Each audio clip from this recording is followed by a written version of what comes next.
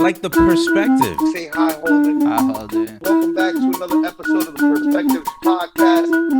It's Littyyy Podcast. It's Littyyy Podcast. Podcast. It's Littyyy. Say hi, Holden. Hi, Holden. Welcome. Say hi, Holden. Salutations, everybody. Holden. Welcome. Perspective. Say hi, Holden. Hi, Holden. It's Littyyy Podcast. We are back, ladies and gentlemen, with another episode of the Perspectives Podcast. We are your hosts. My name is Littyyy Bro Flacko. This is Holden Stephan Roy. Say hi, Holden. Hi, Holden. We're back with another episode. We are with a legend in the building. We are with a hip-hop legend, Dipset member, Wu Tang contest winner, Woo. Brooklyn representative, Brooklyn legend, right? What,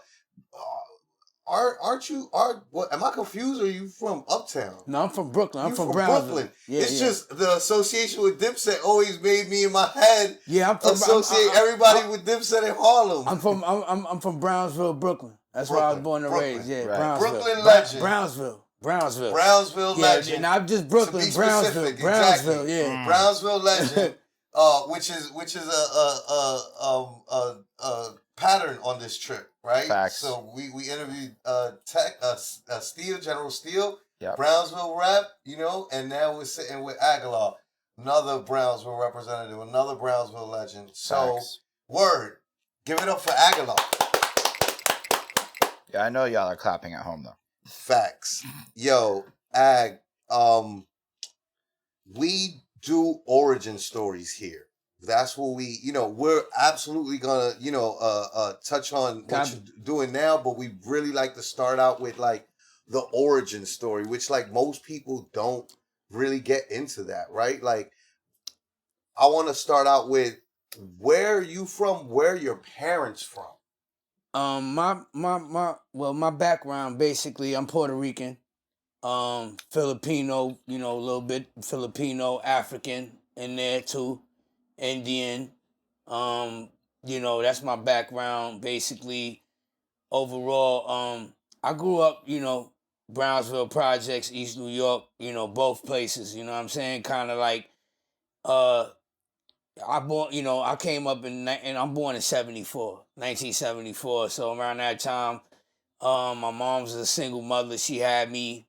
My father left her at 3 months, so I didn't have a father figure in my life. So I was born in without a father. But either way, I would come outside and my friends, show me love in the projects in Brownsville Projects, Blake Avenue to be specific, 334 Blake. Everybody knew you either had a feel for the music, hip hop was in you. Most of my friends, hip hop was in us when we were young. We didn't really know what it was, but it was just in us. We were hip to it. We were hip to, just like this new generation was changing, we were changing along with the generation that was there that was hip hop. But there was these young guys like myself, many other guys that were coming up under the Big Daddy Kanes and the Rakims and studying that. And we were just the NWAs too. That's when, gangster rap, I came around when the gangster rap era really Started flourishing. Yeah. It was like I was becoming a man in that era. Word. 15, 16 years old listening to NWA, shit like that. So my friends were all listening to NWA and we were all Brooklyn cats, so you could tell what type of vibe we was on. Right. We wasn't listening to De La Soul like that. I mean, even though they were one of the most talented dudes. Great group. That wasn't, and it was cool to be different. I understand it. I grew up in an area of the Bronx where they wasn't really too popular. Yeah, no disrespect No to De La. disrespect to the legends. I love their music, don't get me wrong either, but at that time, it was a change of the guard, and I think NWA was speaking loud volumes at the time to the community. But either way, we was already NWA before we heard NWA. Right. We was already dealing with, police brutality and stuff like that in my neighborhood way early on, before I even could fathom what that was. It was already happening in front of me. Right. You know what I mean? Like I used to see police hop out, beat people up, steal their drugs, stuff like that. It was happening in my neighborhood. Talking about Koch era. Like Koch 73rd. era. Let's talk about the 73rd precinct. You know what I mean? Notoriously known for, robbing drug dealers and, filthiest cops in the city. Yeah. Corruption at its finest. At its finest, so, absolutely. We lived around that. And I witnessed a lot of that.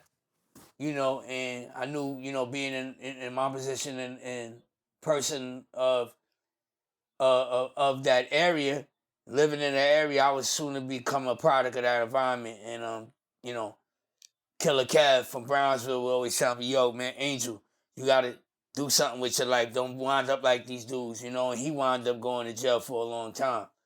And, it just was a lesson to me. Like, all my friends, one day I would see him and the next day I wouldn't see him because they either go to jail or they die. And that was the thing, like, that pushed me, to do the music more, that pushed me either to play basketball or do music because I was good at both. Word. Right. So, let me ask a very New York question. What hospital were you born at? Oh, I was born in Kings County Hospital. Kings County. Yeah. Still standing, still there. Right. That's something that I've noticed is like with us New Yorkers, right? Like, your hospital is either still there and you see it on a regular basis, or like me, I was born at Our Lady. I lived all over Brooklyn. You know what I'm saying? I lived all over Brooklyn.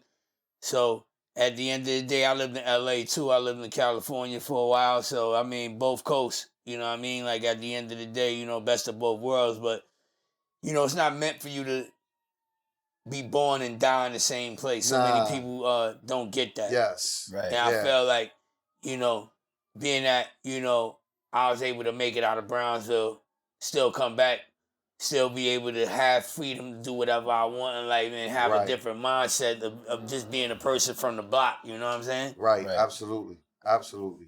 Yeah, absolute facts. I say it all the time, right? Like, we got people in New York City that live and die, not even just in their borough, on their block. Right. And they don't get out. They don't get to experience the world. It's a privilege for those of us that get to leave the block, right? Those of us that get to venture into Manhattan and have these situations where, like, we end up with opportunities where we get to leave the borough, leave the city, leave the country, see other places. It's a privilege, and it shows you, expands your mind. And sometimes it makes you appreciate even more, because I still live in the Bronx, but I get out the Bronx. I'm blessed enough to be able to get out the Bronx, but I want to come back to it because I love it, and I love the vibe of my city. It's a vibe you get, and I can't get that vibe anywhere else. But I do need to leave that vibe too for my own sanity, or else I could risk going insane. Not leaving New York, and you always need, the world is, meant for you to, find other things, this huge, beautiful planet that we live on. We don't get to see enough places. Like, I'm trying to go back to Japan right now. So, like, you know what I mean? I'm like, trying to land out there for the first time. I heard it's beautiful. Yeah. I actually I opened up a label out there, 2 days ago with 2 artists that I found. So, I'm looking forward to go out there. You opened up a record label in Japan 2 days ago. 2 days ago. Okay. Yeah. 2 days ago, official. It's official. We getting ready to make it happen. It's already happening right now. And you got 2 artists already? Yeah, I got 2 artists. What are their names? One of them is on my album. My new album, his name is Cookie Crunch. Shouts to Cookie Crunch. Legendary Nips. Shouts known to as Legendary Hibahihi Nips. from Japan. Shout out to Congratulations Japan. to both of y'all, man. So, we just got a lot going on. Just, I just try to, everybody gets Americanized about what's going on here, what artists is popping here, the Rick Rosses, the Drakes, the Lil Waynes, all that. No disrespect to them, but, I feel like in America, we live in a place where we don't, that they throw a blockage on other artists that are trying to make it. Right. And they don't want to hear these other artists' music on certain channels because they feel threatened. The money makers feel threatened. America is a capitalist society when it comes to music. So at the end of the day, I don't base my music on just America. I gotta base it on the world. You know what I mean? I gotta base it all over the world. I gotta base it in Paris. I gotta base it in France. I gotta base it in Sweden. I gotta base it in other continents because people have ears elsewhere. Right. And you can't I tell artists don't go where you're tolerated, go where you're celebrated at. Right. And I think that'll help you, guide your sound and guide who you are as an artist. And that's one thing I feel like, we live in an environment where we do have a lot of great talent, but, with the streaming services robbing people, just giving back pennies for albums, I feel like that's a smack in the face. Even Snoop, Absolutely. said it. Yeah. And I come from a day where, we didn't have deals. We didn't have record deals, whatever, but we wound up walking in the offices and learning how to read a contract, learning how to understand the specifics of breaking down publishing and breaking down sales, breaking down merchandising, breaking down ownership, and getting investments for your branding while you're doing this business. And that's the thing that we got lost in the culture of business and not protecting the art and the culture. So, it is what it is now. But as you can see, people are trying to fight back the system, doing this independent thing, selling your music, selling your own merch, shit like that. Yeah. And being able to, make a living. You know what I mean? The people that are, real, solid fans, not just fickle fans that Facts. listen to your music and then don't buy it. Right. And tell you it's dope. You know what I mean? Right. At the end of the day, support the artists. So, real artists know what we're doing here. We've been doing this for 30 years. Right. But that's been my whole thing, just being a dope MC first. And then the beats, was a huge study, for me to embrace a beat machine. I couldn't afford one. And would have to go to other friends' houses or go to other studios. Sometimes they wouldn't let me get studio time. The times I needed to knock on a door that was closed. So overall, I never gave up. I never had give up in my system. Right. Right. A lot of times I got turned down. Right. But at the end of the day, humbly, Allah, saw me through. The vision is within you, and I think, so many people feel like they got to go to others to make this vision look better, and it's really all you, and I truly highly believe that, with the help of others, you can be greater, but you have to still carry the weight no matter what props are given, no matter what's given, and that's just how I feel. Like, stand on your own. I mean, before I was with these crews, I was already signed a major artist. I mean, signed as a major artist to Tommy Boy, and then to East West Records. After that, I bumped into a lot of dudes along the hallway. You know how I go. Some of the dudes like you, some of the dudes don't.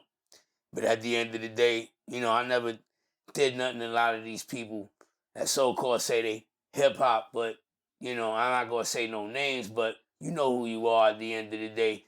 The aura that I presented when I came in this game was all love. Till y'all broke the trust. A lot of dudes broke the trust, and I had to cut ties with a lot of these people. Right. And they know who they are. At the end of the day, you won't see me around them no more, because at the end of the day, I feel like you're taking food off my plate. That's what this is. It's a competitive game. When you try to help others, try to help other artists, but they don't appreciate the link. They don't appreciate the link because they didn't make a certain amount of money. They didn't get a certain amount of opportunities. Then they blame you. Right. And that's why this game has to have some kind of respect for producers, people that's out there actually working hard, not people that's out there being lazy, waiting for the opportunity to come to them. And I'm not one of them dudes sitting on my ass waiting. I'm out there going to get it. My new album is out right now on my website. I'm out here hustling. I ain't out here waiting for no handouts. You know what I mean? I ain't asking nobody for nothing. You know what I mean? Well, I'm going to deal with somebody that I could automatically do the same for myself. Right.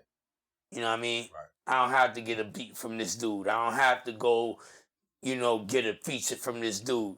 I could rhyme myself. I can go write the bar myself. I don't really need, you know what I mean? It's cool to collab with certain cats and all that, but then when the business get fucked up, where's the love? Right. Fact.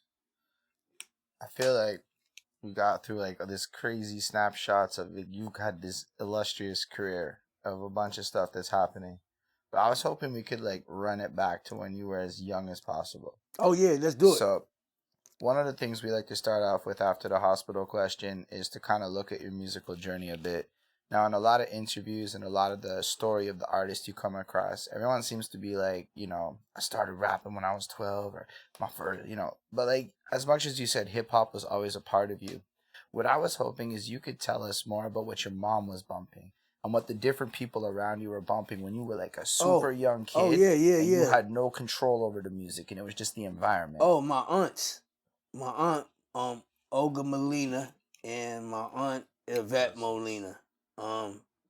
They were both Army vets. Well, rest in peace of my aunt. She had the whole Motown collection of every Michael Jackson album, every Stevie Wonder album, every stylistic album, anything that was out of the 70s that was hot, she had it. It was just all like, I come from a musical family. Don't get it fucked up. Like, nobody in my family's famous like that on my end but me at the end of the day. But they all was grooving and listening to music and slow jams and oldies. And, I would hear that in my house a lot. They were musical people in the sense of music was always playing in the home. Yeah, and then I had a godfather named Jose who was famous in Brooklyn on Pickens Avenue for a store called Soul Shack. First record store. Oh, he owned the first record store. Yeah, in Brownsville, Pickens Avenue and Rockaway Avenue. That was the first record store ever in Brooklyn. Like, say a word. Yeah. One of the first records, mom and pop, hip-hops that sold hip-hop. I was a baby. I was like 5, 6. They had that since the 70s. You know what I mean? Up until what age?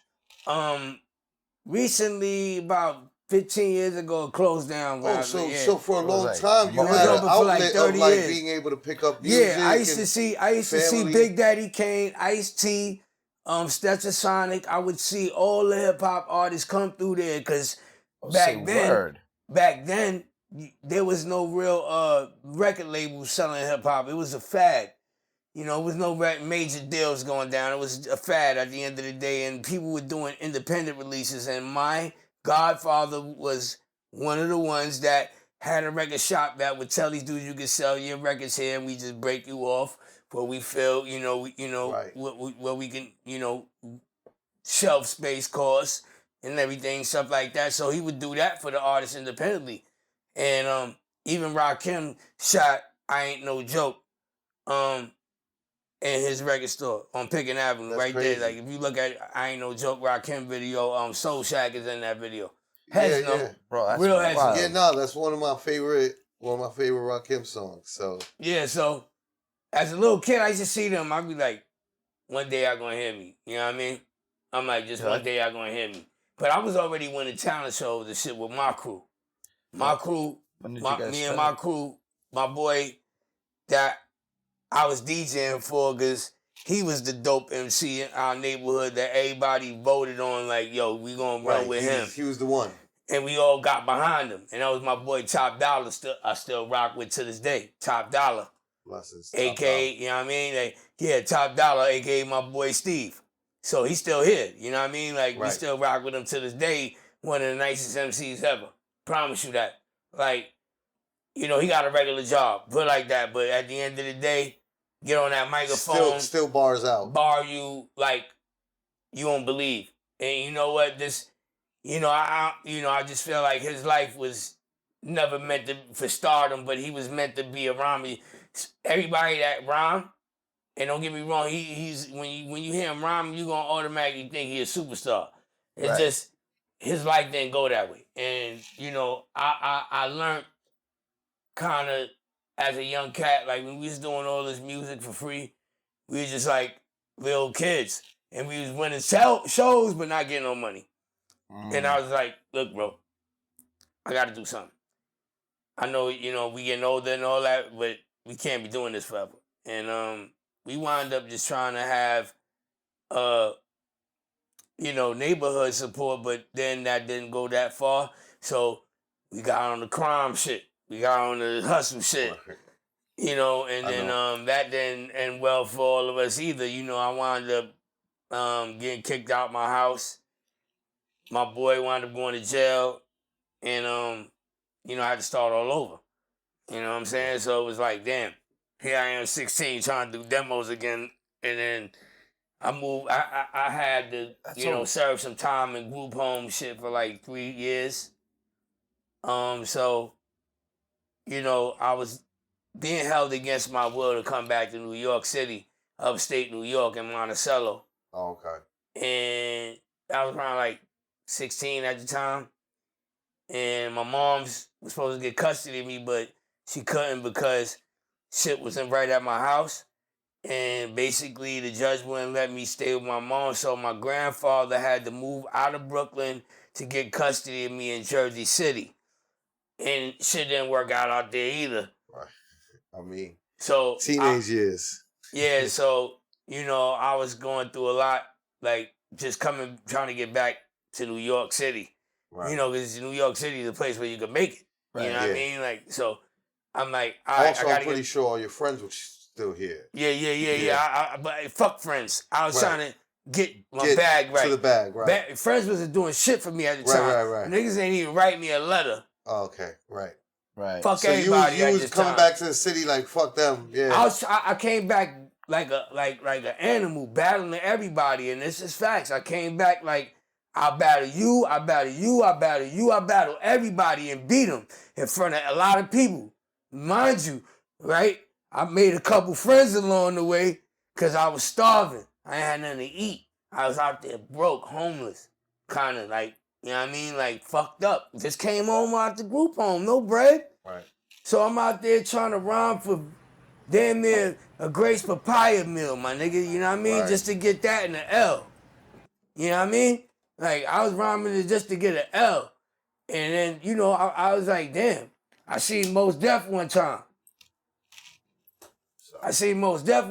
So I'm like, oh shit, what up, my nigga? He like, yo, what up? What you doing out here? I'm like, yo, I ain't see you in a while, cause I know Mos Def since kids. Like, I used to we used to all see each other in these Brooklyn programs and shit, like, I used to bump into Talib, when we was kids and shit, so them niggas ain't forget me. So I told them niggas, I like, yo, fam, let's rhyme. So we used to all be rhyming in Washington Square Park. I used to go to Washington Square Park a lot. I think that these are the things that, like, the real fans want to know, right? Like, because it's not usually what we end up talking about. I was talking about that with Steel last night about, like, as New Yorkers, the way that we grow up is we don't talk about nothing. Somebody starts asking you one too many questions, you like, yo, who the fuck are you, bro? The fucking feds? Like, the boys? Right. Like, it's this attitude of, like, not wanting to... but it's good. It's more important that we document it's good this because stuff. DJ EFN from Drink Champs, said something. This generation acts like they don't want to know nothing. And it's not... people think it's something wrong to go digging in the crates of the people before you. It's something like with me, I felt like this digital age fucked up the love of the album. It did. Right. It totally took away the special vibe you get from pulling out a vinyl. Yo, he's pulling out a vinyl. Pulling out a piece of vinyl and reading the credit like I produced on this album. Right, bro. I produced on this album. Yeah. It was a great. Yeah, I produced like a few records on here, but used to be able to see the credits. You see Adolph. My name was Adolph. They spelled my name Agallah with an R. But that's me. You know what I mean? Like, still me. At the end of the day, like that's I don't know. I try to get them to spell my name right, but they spelled it with an R. They must have looked at my name. Once they got the typo in, I produced 3 songs on the album. Classic album. Used to be able to pull out, liner notes and credits, right, and stuff like that. Now, we in the age of like fuck all that. Like, you know, and that's the thing. Like, nobody wants to, you know, feel that special, you know, no more. But either way, it's, you know, it's because of technology. I just feel like people are getting lazier and lazier and don't want to do the work themselves. They think that iTunes is going to do the work. They think that because you got your music on iTunes, that's something special now. Like everybody can get their fucking music on iTunes or Spotify. Anybody can fucking do it. Right. You're not fucking special no more, dude. Yeah. Like they took away everything special about trying to make the album, but now as an artist, I have a duty to bring that back to myself because I'm actually from that era. So, like, novelty wise, I don't care what's going on now. You still have to be able to make a living out of what you've accomplished and what you built. And just because, you know, you're not on a major label, you're not on this label, you're not with this artist, does not mean that you're not selling. Like, I made like 3 racks in one day. Like 2 days ago, just selling my album off online, just dedicated fans just coming back at me. Yo, I'm buying this, I'm supporting. Because they want to. Not because I'm force feeding it, because they actually know the music, because they actually know it's great. But let's continue. Yeah, I was just like, I think I'm a person that like also just like gets amazed by people's lives, right? Like, I come from Montreal with a pretty not exciting background, and maybe my shit picks up in my 20s. You just said I had to go back to the drawing board at 16 and restart demos. Like, people don't even start making music until they're adults. I didn't do my demo until I was about 19. You grew up in an I think that time that I was around these guys that were experimenting, like my friends were like not rich. Right. Nobody was rich, but we were finding makeshift ways to record our voice on the cassette. Like my demo days, I'll just give you a story out of one of them, all right? One day, I had this tape, dope tape. It was circling in the hood. Drug dealers were playing it. You know what I mean? You never heard nothing like it before. He was like, yo, this shit is dope. And then one of the dudes that got wind of it was Big Daddy Kane, homeboy. And he was like, I need to take this to Big Daddy Kane, straight up. You know, nothing happened with me and Kane, but years later, I wound up producing Kane. And then me and Kane wound up connecting the dots. You know, that's like my brother, and we coming out with an album very soon. So, you know, just to have, you know, certain instances of what led me into certain situations, you know, from music that people probably never heard. Because I used to record a lot of songs that was on tapes and CDs, but probably never saw light of day. I probably put out albums, you know, on mad songs on different heads, mixtapes that you probably have heard, but you know those mixtapes don't exist online no more because some of them sites are taken down now, and they took a lot of the sites down. There's a lot of history that's lost. I think even that Piff is down. I heard. But I think what you just said is really important too, right? Because a lot of people, especially when you're talking not looking into the history thing, and I would include myself when I got involved back in the day in this category. All you see is what's on the internet at first. So you start looking at people's discographies and you just see the published records on Wikipedia and stuff. But like, you don't really learn about the mixtapes and basically the entire undocumented part of like the 90s that happened that everybody living in New York was privy to and a part of. But unless you were, you know, connected to the mixtape guy or you were in the know, this shit doesn't exist beyond the memories of people who were there and part of that culture. So like a lot of people believe that, okay, maybe you just need 12 songs, but really what I found out is most of y'all have hundreds and hundreds and hundreds of songs maybe that you put out on these mixtapes, on these different collections, even before the first songs that anybody like ever heard. And it's like what you just said, it only really existed on these tapes and it never really got transferred to the internet. So hearing you like describe this I think is really important for educating the people on how much work people used to put in.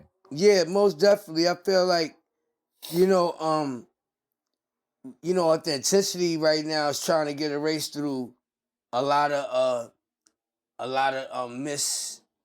misinformation that a lot of people may think they know because they read it on the internet.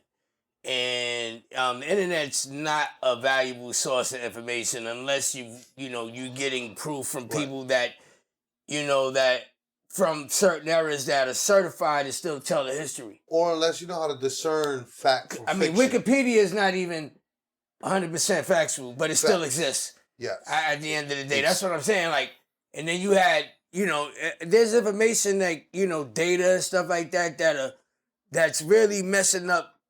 Like, if you could control my data on my phone, if I, you know, every time, like these companies control your data, your information, your data. If they can control your information and your data, they control who sees what kind of information they want you to see and what they want you to hear. It's a fact. So at the end of the day, like, you know, like, there's other artists way doper than the artists getting the love now, but they're not getting no love because they're not feeding the machine the dollars. Right. There you go. That's a fact.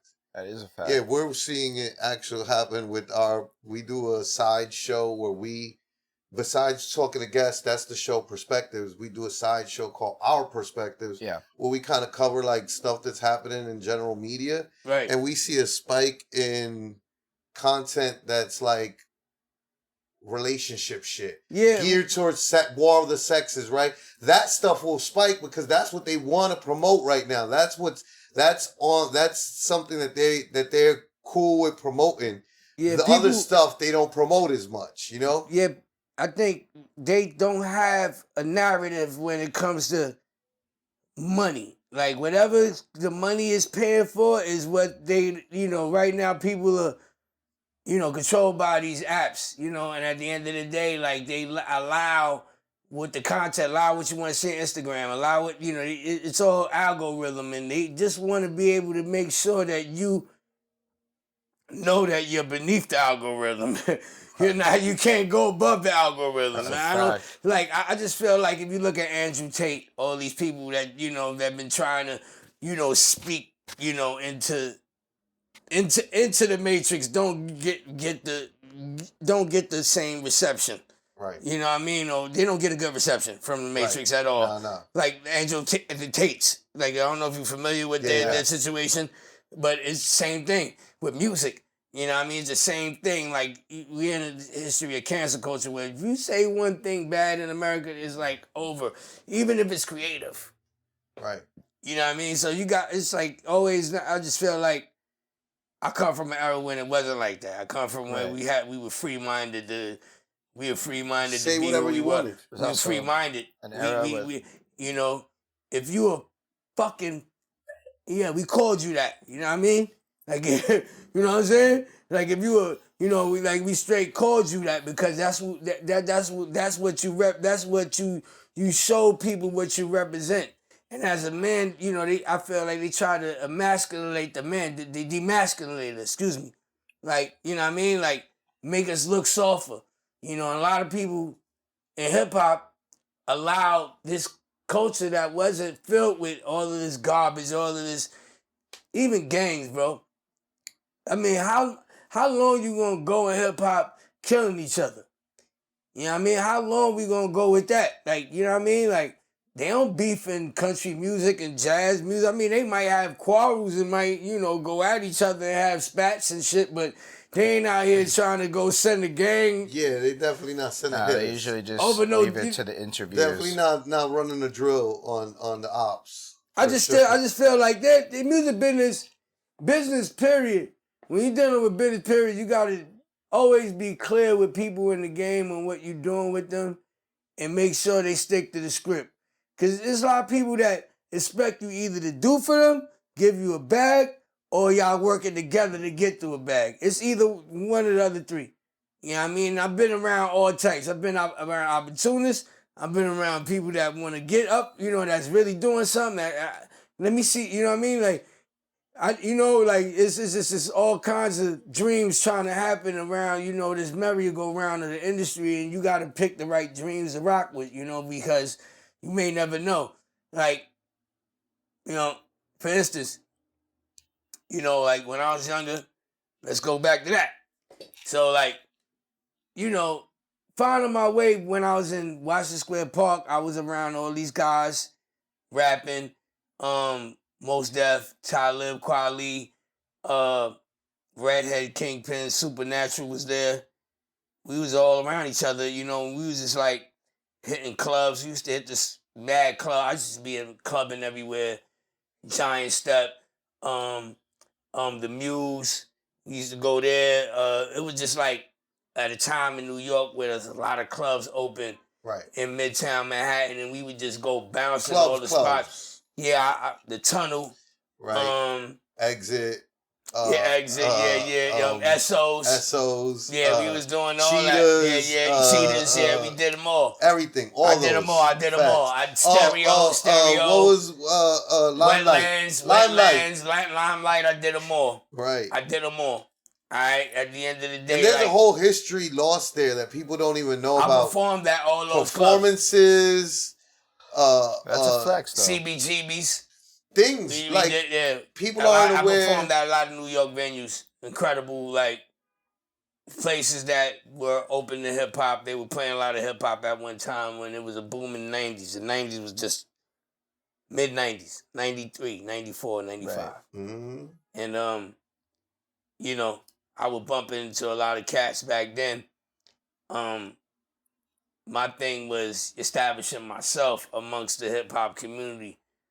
And, you know, it was basically, you know, a lot of MCs, everybody, you know, would praise these albums, and it was all about praising the best album that came out at whatever year. And, you know, I used to hang around the Source magazine a lot of the time. So I met Maddie C. You were around there, and the 5 mic still mattered. Yeah, I was around that era, and I'm a Unsigned Hype alumni. I was in the Unsigned Hype. Which is a major alumni to be a part of. Yeah, Eminem is one. Eminem Royce, and Biggie are your peers. Yeah. You Eminem, Biggie, we all Unsigned Hype alumni.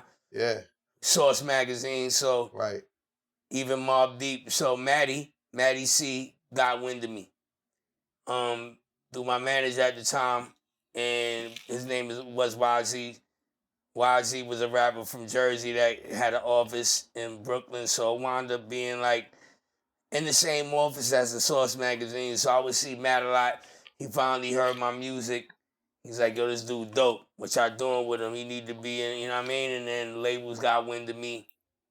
He put me in the Source magazine. Next thing you know, it was the same cover as Dr. Dre on the cover. Wow. The November 1992 issue of the Source. That's wild. So I got a lot of attention from mad labels, mad people hollering at me, about 18 labels from Polydor, Warner Brothers, all that looking for me. So I wound up signing to Tommy Boy first. That didn't work out. We signed with them for a year. The reason why the project didn't work out because they kept throwing me producers that I didn't like their sound. And I was a producer of my own beats at the time. I was just rapping and battling. You were new in the game. Let me ask you a question real quick about that situation, right? Because these are the things that your average person is super curious about, right? Like, was there an advance for that situation? Yes. So you got an advance and you signed to them. You were supposed to work on some music. You went to work on music with them? Actually, we had a demo already that they've signed. They signed me. They signed me off the demo. But at the end of the day, they wanted me to do other music with other producers like Prince Paul. One of them was Frau Monch. Another one, I forgot. Another one legendary was names, amazing names. And these guys, all due respect, but I don't know them for creating no other sound outside themselves. And I felt like I was limited when they gave me a bunch of the beats, and I just felt like these ain't the beats I need. It's not the sound I'm looking for. I'm looking for something else. Right. And all due respect to you had a vision for yourself. Yeah, and a all plan due for respect yourself. to them, they didn't get it. And they didn't get it. Prince Paul didn't get it. I went all the way to his crib in Long Island, listened to all them beats. He the same producer for De La. No disrespect, but he did not get me. Right. This is why I take production very serious, because after that, I was like, you know what? I'm tired of this looking out. I know what I want. I know how I want my shit to sound. I know how I like my beats. And basically not being stubborn, but I wound up proving showing them I wanted one of them incredible producers because I wanted to produce some Busta Rhymes, I wanted to produce an EPMD, I wanted to produce an Onyx, I wanted to produce an Dipset, wanted to produce an Gangstar, wanted to produce an Teflon, wound up doing shit for Sean Price, wound up doing shit. I mean, like, come on, like I want to do a shit for Run DMC, like. Wow, You know yeah. what I mean? Run Yeah. DMC is like a legendary name. I mean, Yeah. all those names are legendary names. That was like a list where like I got my first, you know, my first MPC and my 950 and then after that situation with Tommy Boy didn't work, I wound up waiting a year. And I got on Busta Rhymes album, When Disaster Strikes. I got double platinum for that. I produced Things That We Doing for Money, and I helped write. I helped write Things That We Doing for Money, and I did help produce and write Things That We Doing for Money, and I helped write Put Your Hands Where My Eyes Can See on the album. I overseen a lot of the records that Busta was doing because I was with him every day. I was with him overseeing the album, not only as a producer on the album, but I was overseeing the album with him. So as the creative director? Yeah, I was creative director, not even knowing it, but I was still a producer. Right. Still a creative director at the end of the day. Same shit. Wow. So I'm there with him every day. We there. And me and Busta, you know, this is when me and Busta was very tight at the time. We were very, very, very inseparable. Like, I was my man, you know. Close relationship. Yeah, we were both young. And it was like, I knew that, you know, he's a Taurus like me, so. Y'all were making magic together. Yeah, 2 bulls in the studio. Two bulls in the China shop together, just smashing it all up. Yeah, that's what we were doing. Right. Straight like that. And he, you know, saw a lot of me, you know. Basically, I wound up doing shows, getting on tour with him, got that experience as a young cat. Still was getting my experience, even though I had the deal. Then get the call from Sylvia Rome at Elektra saying she wanted to sign me. It was like a demo deal kind of a thing where a lady named Kim Spikes had me produce an artist named Champ MC. She was from Mount Vernon area, Bronx area, and I wound up doing a song. She was signed to East West. Produced her record. The label went crazy. They called me. They was like, yo, what you doing?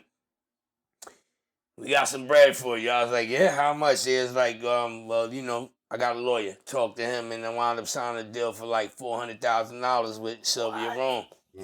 Next week, I was at the office, like, you know, with a demo.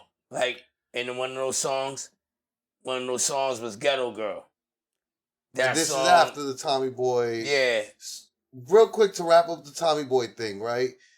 When you were done with the situation, you didn't have to give any of the advance back. Nah. They kept the demos that you brought them. I was a tax write-off to them after that point because at the end of the day, that's a blessing though. We didn't get to any creative things. They gave me $10,000 of my budget. Then they gave me another 50, and I took another 60 after I left because at the end of the day, it was a waste of my time, and I figured out that why I'm assigned to a label if I can't control the escrow. Right. I went up there straight up beefing to them niggas like, yo, y'all playing with me, right? Give me that escrow key before I leave out of here. Right now, I need that escrow key. Y'all making me sign my life away. I need my escrow key. They gave me the escrow key. I took my money and I left. Can you just define an escrow key? Because that seems like an interesting term that people should know. Yeah, it's the overall bank. It's the overall bank account itself that the label controls that the artist's budget is held in. Interesting. For that project. So basically this was money that was allocated for you. Yeah, when you do deals, I want my shit in escrow funding. I want the escrow to hit my escrow at the end of the day so it's protected. You can't do shit. Once you make that transaction, end the story. You know what I mean? Right. End the story. You ain't coming in. No backseats. Nah, you ain't doing that shit. We making real business deals. Your money goes into that account because it's a business account at the end of the day. We're doing business. We're not playing games here. Right. You know what I mean? It's just artists that the industry feels comfortable. Right, it's doing business. That You throw the escrow in a funny game business with. account. It's not a personal account. It's a business. It's an escrow account because at the end of the day, it feeds the business account. Right. And I think it's what you're saying is an important thing that most artists miss out, and that's why most artists get taken advantage of. Like I've because never heard the term. They're not aware of. Yeah, the when business. you're dealing with big money, you think Drake and them is dealing with small bank accounts. No, they're dealing with escrow money. They're dealing with escrow funding. When they do albums like that, big albums, even with Jay, Beyonce, artists like that, they dealing with escrow funding because their name is tied up with a whole bunch of investments. When you see that name, Jay-Z or Beyonce, it's tied up with a lot of investments. Right. A lot of investments. So your money gotta be right. Throwing a bag at that. Oh, you better feel good if they rub you on your shoulder. Right. Kind of like that Samsung deal that time that he dropped that album through Samsung. Yeah, but that was a there's all sorts of investments involved. That was a bullshit deal, by the way. Oh. He exposed them after that. I did this, but it was a gaffe. It was like it was all a gaffe to get to another. Get another bag. Nothing's not like he said. Like I feel him when he said, "I don't own 100% of shit." Right. These are just moves to get me to the next thing. The next move. Yeah, if I do this move with you, cool. If I do a move with Adidas, fine. That's not the end of the day. That's not the move. That's not the end of the day. Right. That's just one piece of the puzzle that I got to use to get, because I got Adidas. Yeah, just another piece added to the puzzle. Yeah, just one piece of the puzzle. It's not going to be the end of the story because you made it. Like, look at Kanye. Did a deal with Adidas. What'd they do? Take it away from him. Try to, yeah. Why you going to give me something to take it away from me? Right. They don't like the way because they want you to behave a certain way. Right. And if you they don't, want you to fall in line. Right, they want you to fall in line. So, you know. And they don't understand that dealing with people from this culture, we not the fall in line types. Nah. So that's not going to go well. It's going to bump heads. Let's pick back up with Sylvie Rowe's situation. And so you get the production. Is it a production deal you got offered? No, or were you deal as an artist in it's general? an artist deal. I was signed as an artist. At the end of the day, I'm my own producer. I'm a producer and an artist. So I'm basically my own business and I'm paying myself.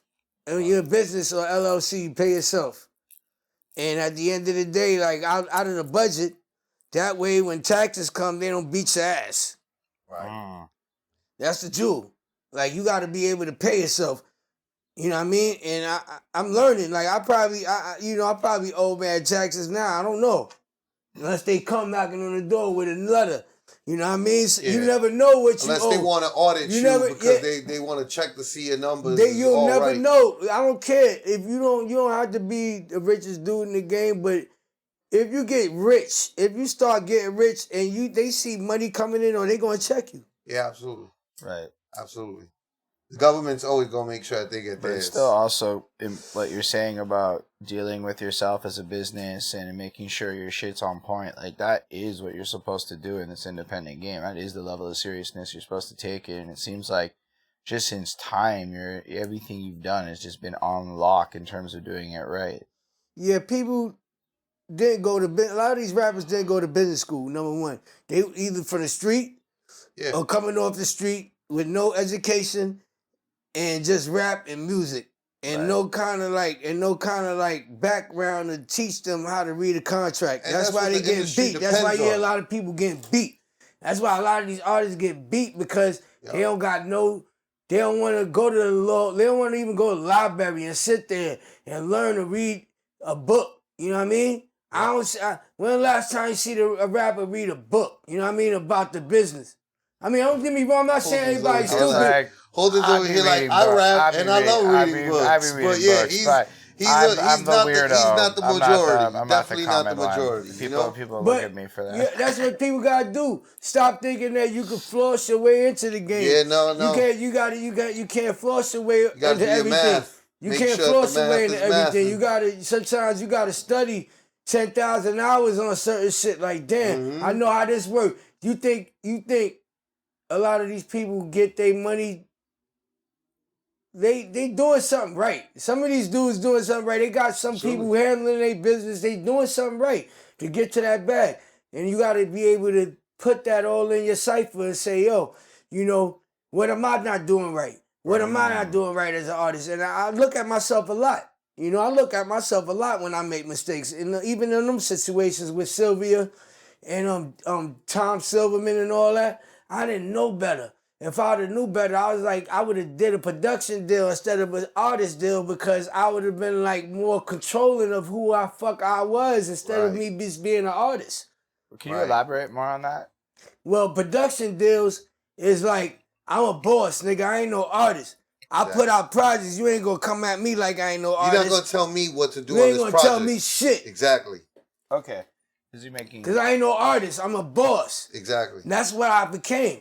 I did all that artist shit. Now I'm a boss. I'm on the business side of shit now. I own my label. I own 85% of my earnings on all digital streams. Tell me what artists got that now. Niggas ain't getting that. And that could be a 360. They're considered a 360 to some, but I bet you show me some 360 contracts that match up with mine, you won't get it because I did my deal 15 years ago with Empire before they was anything. Now look at Empire, one of the biggest national streaming services in the world that works for all the labels. See, I caught on to it before a lot of people jumped the bandwagon. You gotta study shit. You gotta be on the shit before niggas jump onto it. If it wasn't for Empire, I probably wouldn't even be out. But at the end of the day, it's not the finish line. Right. It's still a piece of the puzzle that I gotta put in. There's more pieces to make these 7 sources of income make me a rich man. If you want to be a rich man, yeah. By all means, utilize all these sources of income. But know how to use them. Know how to put together. Know how to utilize the small bread. Stack your bread for certain projects, certain videos, certain shit. Don't waste all your money on the bitch. Mm-hmm. Sometimes you can't pay a bill. You gotta take a risk in this game. You gotta take risks. Facts. And you gotta gamble on yourself. You gotta gamble on yourself. That's the realest shit. Gamble on yourself. That's what I did. Facts. Gamble on yourself. Let's keep walking down this situation. You see me, I got an ill condo chilling. Right. Out one patio there, another there. Me and my wife. I'm cool. I'm good. You guys even have a group patio area like in your building. Yeah, that was like hard. I'm Gucci. Like I'm living. I you know what I mean? Absolutely. Like I ain't gotta be that dude to be out there, you know what I mean, coloring my hair different, you know what I'm saying, putting paint on my nails and shit. I ain't gotta do all that shit, you know what I mean? I don't gotta I could just be a regular dude and just love what I do and just love my people that support me, and that's it. People always worry about who don't fuck with them. Stop doing that. Worry about the people that do fuck with you. That's how you gonna get more love. It's a big fact. Right. So, like, if we go back, you're in the mid-90s when you get this artist deal. And can you tell us, I guess it doesn't work out and you wish you had the niggas was like, he watched. Sylvia Rome had you on what label? Electra. East West. Oh, no, East West under East West and Electra. Oh, same shit. I know it's Electra, all under, it's Electra it's all in East the West. Time Warner Atlantic building. There you go. All in the same building. She ran all that shit. Her Which, and Merlin by the Bob. way, Burt Padell was also in that building. Yeah, Merlin Bob ran East West and Electra with her. Right. Because I was signed at the same time as Busta, Old Dirty Bastard, Adina Howard. Right. That's crazy. Yeah, we all got signed at the same time underneath, you know what I mean? In that bracket. Was when what was the guy over there? And Supernatural got signed too. What was the guy over there that signed ODB? Wasn't he the guy? He was the guy kind of like spearheading the majority of those signings, wasn't he? I forgot his name. A veteran industry head. I forget his name. White guy was kind of into the. I feel like I should know this because I just watched the show and I can't. I know what you're talking about. I know. Wait. He was the one that. Yeah, he was down with Brand Nubian. He wanted to sign ODB. Yeah, I know you're talking about. I know you're talking about. Fuck. Damn. He's still around to this day. I know people that still, you know what Dante I mean? Ross. Dante Ross. Right. Shouts out to Dante Ross. Dante Ross, like, he's responsible for a lot of amazing artists getting their first deal and getting good deals to some artists that you know probably wouldn't have gotten it if they Dante signed me. Kim Spike signed me. Kim, word. Shouts to Kim Spike. Right. That's the A&R that was there. Word. That Dante wasn't there when I got signed. Dante left. Dante been out the building. Copy. So at the end of the day, Kim Spike's one that made the deal happen. Shout to her. Shouts to you. And overall, after that, you know, I put out a single called Ghetto Girl. I don't know. I'm playing for y'all right now, so y'all can, you know, get in tune. Run it. This was my first official single that dropped. Basically, they had me doing all these commercial records when I wanted to drop hardcore. And I was just like, all right, well, I see what y'all want. Y'all want the cute guy, come out with the chicks, you know, fly, poppy, They wanted you to poppy it out. They wanted you to poppy it out. And I was like, all right, that's what y'all want. I gave it to them. But at the end of the day, records did well, but they had so many other projects on the label, it didn't work out for me because they kept pushing other artists. Right. Pushing mad records. Like, and these records was not on the level of that. You understand what I'm saying? Right, like, I wound up being #1 in Gavin Music Magazine, CMJ, College Music Journal. All the radio stations was bumping it. But I don't think they had enough team up at the label to push my record to a volume and give it that boost. Like, you remember when most records come out, then they have a big remix after? Yeah. Well, Dirty wanted to do the remix. Oh, wow. A Ghetto Girl. So I'm going to play it for you now. You know what I mean? I'll play it for you now. Nice. Just so you can hear it and hear with, you know, hear with it, you know, where I was at. Yeah, I like that. Just the whole playing the track mid-show. Yeah. Artist is clearly giving us permission. Right. I think YouTube's still gonna come for us, but I also feel like at the end of the day, YouTube's fickle. The money that YouTube collects from the video is going to his. You know what I mean? Like, he owns 85% of his catalog. So, like, you know what I mean? It'll go to him. You know. Empire is usually really good with YouTube, actually. Like, it's the big boys that are a lot stricter. Like, we've been okay for our last 7. We've only had one video that really had a problem.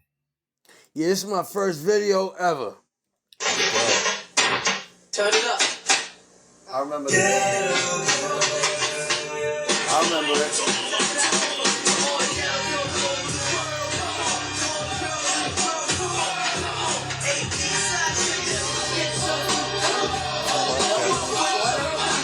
I got some juice. Hold on, let me see if I got a better version.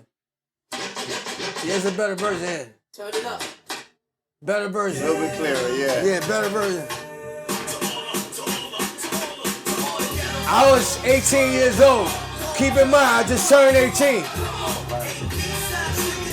1995. This is 1995. Look at the quality. I produced this myself.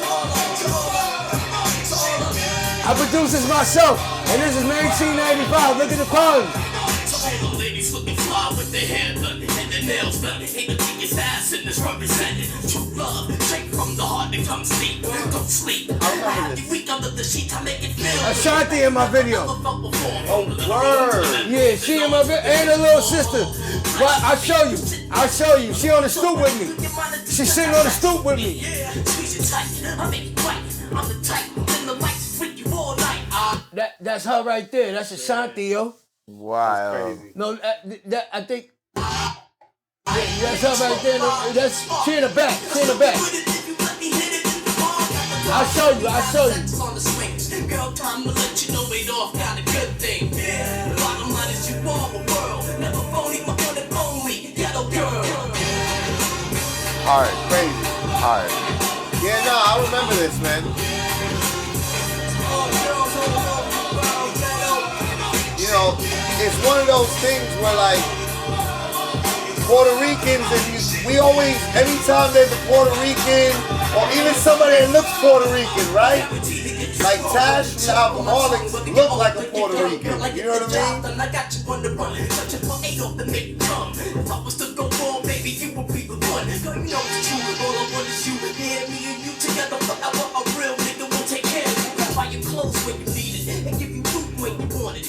Tiger. You pour me some more, please? Comes down to making it right. Maybe don't be assassinated. Last through the night. Hold me tight. Yeah, I have a water. No, I have water. I'm good.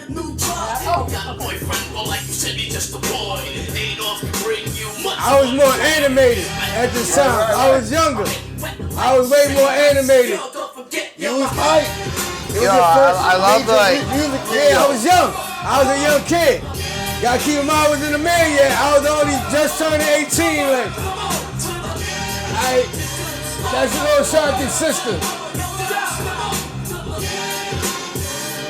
Alright, so yeah, basically. Nah, bro, Oh, that's this was a beautiful. huge moment. Yo, you know what I mean? Like that's a your first music video in 1995. Like Yeah, that was so an era when So that's when to get a music video that was a changing moment in my life. This part right here, because that was the first major production, major label video I shot, and it wound up getting a lot of love, but I didn't have a lot of control over the situation because they picked the single. They the ones that picked it at the label and all that, and you know we didn't have the team to fight them to tell them that I wanted to do another song that was more hardcore. right. So even after that situation, it was like fans thought I was trying to get commercial, and I was just like, nah. I had to go back to the studio after this album, which was Wrap Your Lips Around This. That was released on East West Electra, 1995, and then after that, I wound up just basically going independent. I got approached by Jonathan Schechter from The Source, and he started Game Records. And he was like, yo, come on over. I got Eminem and Royce. And I was like, you need to be over here with us. And I was just like, all right, well, fuck it. I'll be there. And I wound up spending like 2 years in the studio cooking up mad records. And I was with Sean Price at the time. Me and Sean Price grew up together since kids. Same block, same friends, childhood friends. Since kids, traded Coleco cartridges, Nintendo cartridges, comic books, shit like that. And we just like had this relationship. But we never did no music. Right. Till later on in life. And then after I did my Ghetto Girl thing, I bumped into Sean. And he was like, yo, hey, what up, nigga? It's me. I was like, yo, oh shit. I was like, yo, long time no see. You know, we just started connecting, like, you know, and then me and him just started, like, really building and getting back to, you know, re-linking. And I was living in the BX at the time. Right. So I had him come over my crib, and we started recording mad joints. And one of them joints was Rising to the Top that wound up on Grand Theft Auto 3. Which was huge as well for you. Like, for your name, I know a lot of people that aren't like super hip hop heads, but they know who you are because of that video game. Yeah. So I mean, that's all like that's 30 million copies. Video game. Sold 30 million copies, and everybody know what that song is on that game. Even little kids like surprised to meet me off that video game. People all walks of life played that. Oh, you know what I mean? Right. I mean, so at the end of the day, like that kind of like boosted the morale of who I am in this industry, what I was able to do not only in hip hop but on video games. To sell 30 million on a video game and have my song with, you know, and bring Sean Price on my song with me, you know, which I also allowed him to use for his album. I feel like that's a major feat, you know, just to call your homeboy in the studio and be like, yo, we about to do this joint. And I know what the outcome is I didn't know where it was going to land until DJ Stretch Armstrong called me and was like, yo, we need that for the tape. I was like, what tape? He was like, yo, video game dropping. That's just perfect. I was like, work, say no more. I sent it to Stretch and the rest was history. And, that really was a game changer. It opened up the door for Sean to do his solo album. As well as I got 2 songs on his solo album I produced on his Monkey Bars album. And we, you know, I was just proud of my boy to see what he was able to do. And then from there, I just kept going on my solo career. And we put out a lot of songs together, you know. We had a lot of good features got a and big moments. catalog together. Facts. And we just basically made our own. It was like our own thing. You know what I mean? It was like he would bring what he had to the table, I bring what I had to the table, and we would just like, it just worked. Cause I knew who he was. I knew, he knew who I was and knew how to click with me, and we had that special energy on these records. Right. And I just felt like that's when I started becoming into more of a masterful level. I've just passed 10,000 hours at that point, and I just felt like, now it's time to pour on the heat. And from there, Hip hop Quincy Jones shit. Poured out a whole bunch of albums since that time. That's A whole lot of albums, like about 27 albums, catalog deep. Right. That's hard. Like, and most of that's self-produced independent stuff. Yes. Right? Just because that's worth emphasizing that it's like you really put that work in, you created all of that, and that's like almost an album, more than an album a year since that point. No. Well, depending on how I feel, 2 or 3 projects a year. Some years 2, some years 3, some years 4, some years maybe a couple of 5s in there. But out of the 27, I would say, man, it's been a ride where creatively I'm on my 28th album right now. Basically, this 28th, and I feel like I get better and better every time. I'm getting better and better with time. I'm getting better with time, and that's just what it is over here. Like every other album, I'm just trying to please the people and take them to another level, and I feel like I did that 27 times. Word. Nah, facts. That's incredible. You fed your fan base. I got friends that we do this music thing, and they have more of a fan base than me, right? And I'll be like, bro, but you're not feeding your fan. I make sure to like feed my fan base yearly. I'm not even doing those numbers though. Those numbers are, ridiculous to be able to have that output level. That means you're hyper focused on making sure that the product is as highest quality and coming out with product on a regular basis. So can I just ask on that, right? Because a big debate in our little indie artist Montreal scene is frequency of releases, right? Now, economically speaking, does it just make more sense to produce more music if you're going down that indie grind for your fans like that? Or is there an argument that scarcity? Keep producing is definitely a key. But getting those placements that's going to change your life is another.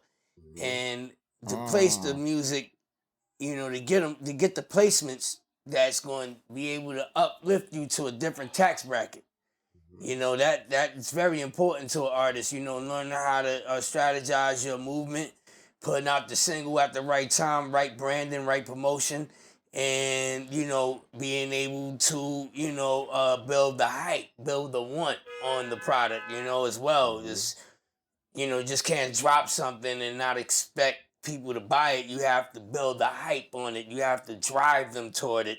And that's one thing I've learned. I've been able to, master the art of driving the fans without force feeding them. Right. You know what I mean? Like, so it's just be able to be like, don't, you know what I mean? Don't, do the single wave. I would just tell artists do singles till one of them pop big.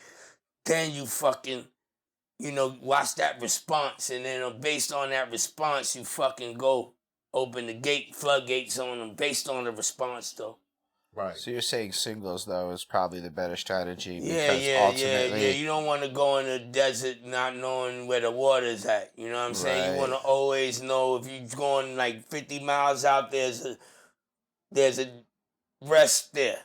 That you could just, while you doing the groundwork on this journey of pushing your music, you got to be able to know what the destination is and you set your goal there. Right. Let me put out 500 copies. Let me put out this. See if that sells. Mm-hmm. See if I can get just 500 off.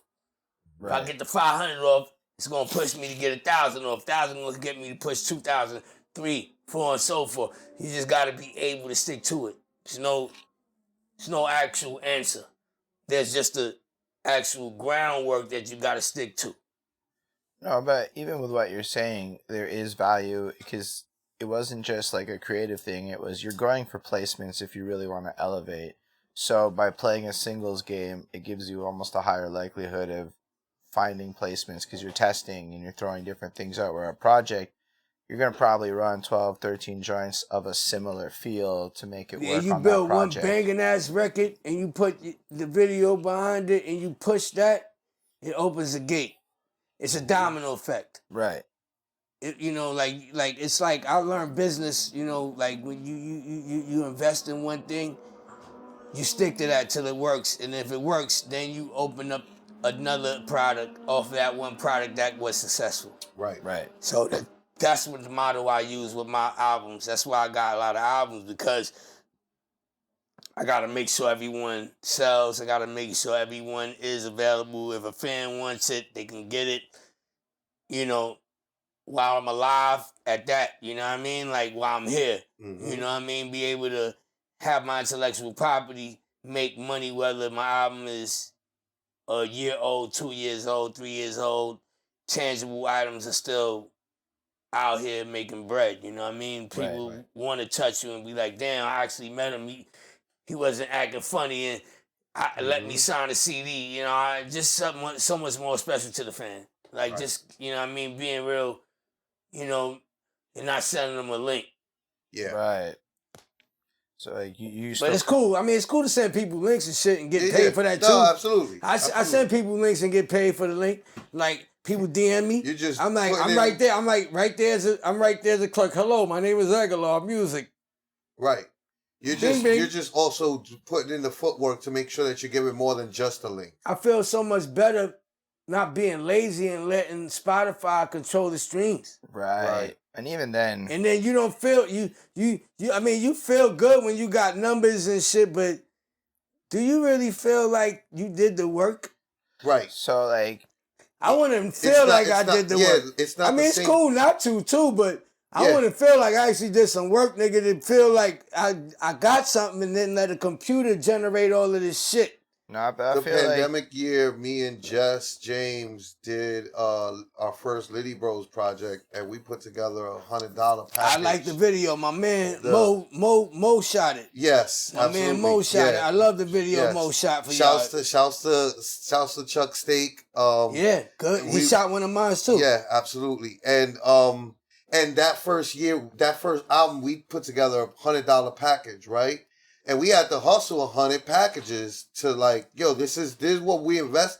But the grind, the feeling that you get, we got a great response, and the feeling that you get from that. I think it needs to get back to that because these artists are getting lost in the matrix. Like music is getting lost in the matrix. There's like 1,000 playlists now. Like which playlist is the one to listen to? Like I mean, it's cool, but there's so much variety, and I think that it's cool to have variety. And don't get me wrong, there's so much different flavors out here now. But, you know, I just don't, some things, I ain't saying this to disrespect no artist in the game, but I feel like a lot of the music is templated. Yeah. Am I saying that right? No, it is. It's templated. It's like I feel like that makes sense. I don't want to disrespect people or nothing like that. I just feel like a lot of shit just don't sound real no more. And I'm saying that not because of the producers or the artists. I'm saying that because of the equipment people be using. Like some of these DAWs, the digital audio DAWs don't be sounding like what hip-hop supposed to be sounding like. The kicks and the snares don't be sounding as sharp no more. Right. Like the even the bass don't be sounding that full, you know. And some of these, and I get it.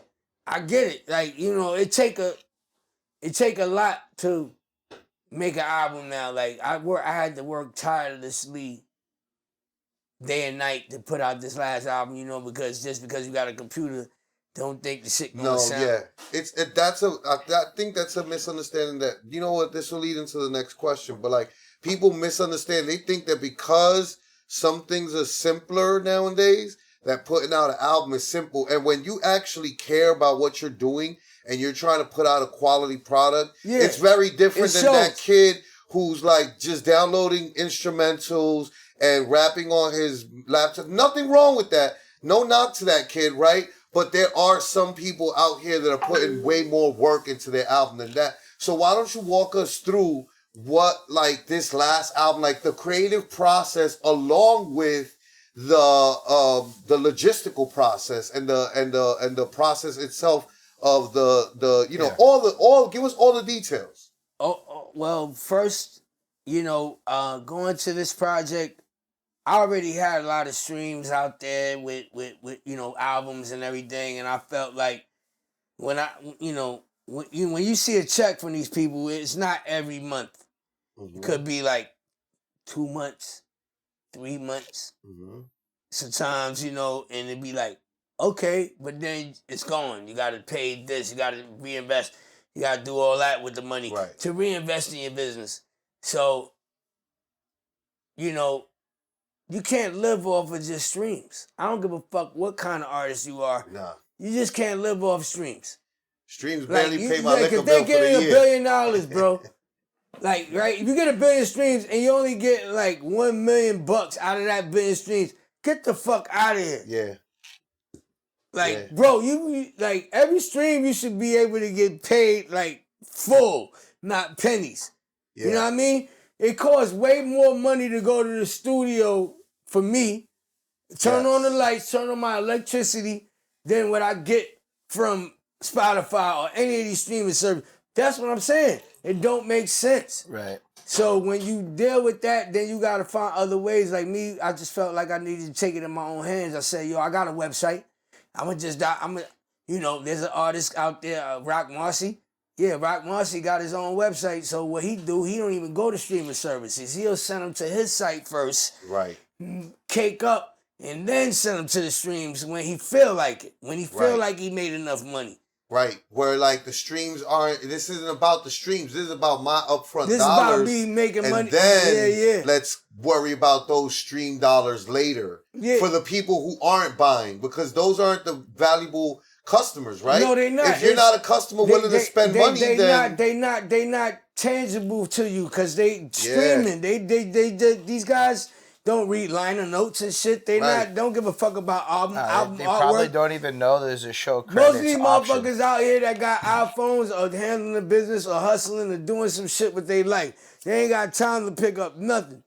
At the end of the day, they out here running around, grinding, feeding their family, shit like that. So if they hear a song and they like it, they're like, oh, that shit hot.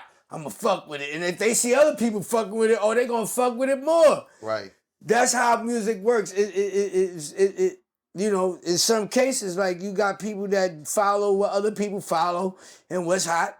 And they like, yeah, that's hot. The streets is bumping that. And I dig it too. I could dig it. I could relate to it. That's what it is. People want to relate to the artist. They don't want to be alienated. Right. They don't want to feel like, oh, even if you got a hot song and if you send somebody to the stream, they will not fuck with you. It's a lot of artists that's dope, but there's a lot of people that just, I feel like they don't really fully support these guys. Right. Right. That's a really big point, too. I remember when I used to work at the software company I was working at previously, the CEO, real rich dude, guys were like 9 figures, gave us this like speech about how valueless free people were. Like, do not design your product for your free users. Exactly. You may want them, and having a large user base is a flex for certain acquisition moves, etc. But every decision you make should be to accommodate the people willing to pay for your product, or who are you making this for? Exactly. Like I've been to big meetings. You know what I mean? Like I've seen like a lot of people in these meetings. Want to know how the investment is going to work. Everything that deals with music is an investment, and it's a brander for other companies and other corporations. You know what I'm saying? At the end of the day, they want to be able to link.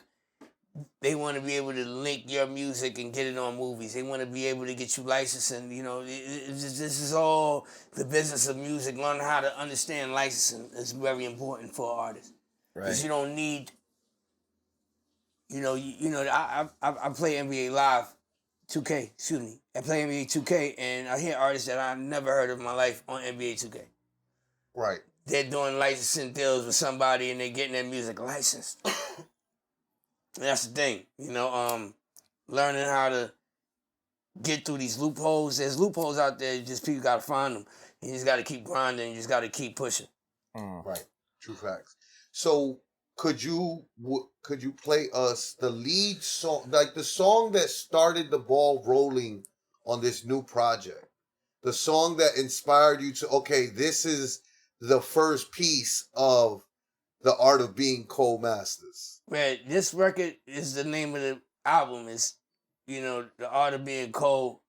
I feel like my last projects, the Endangered Species Protocol, Art Guide Phoenix, High Level Art, all was leading into this. They all, I put out things according to the stat quo of society or what's going on at the time. And the art of being cold right now, being that we getting ready to hit the summer, it's going to be real ugly out here. I hear gunshots out my window. I'm living in Brooklyn, so it's on and popping. A couple days ago, I saw the first running around with guns again. I saw the first fire hydrants open up and I was like, "That's it. New York summer's here.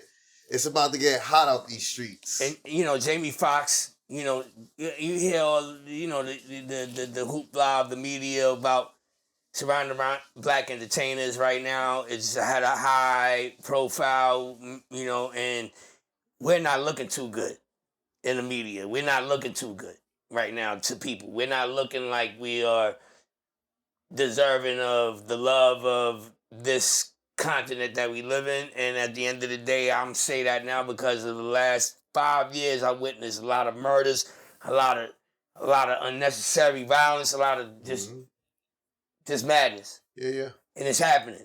And at the end of the day, I try to stay out of the way.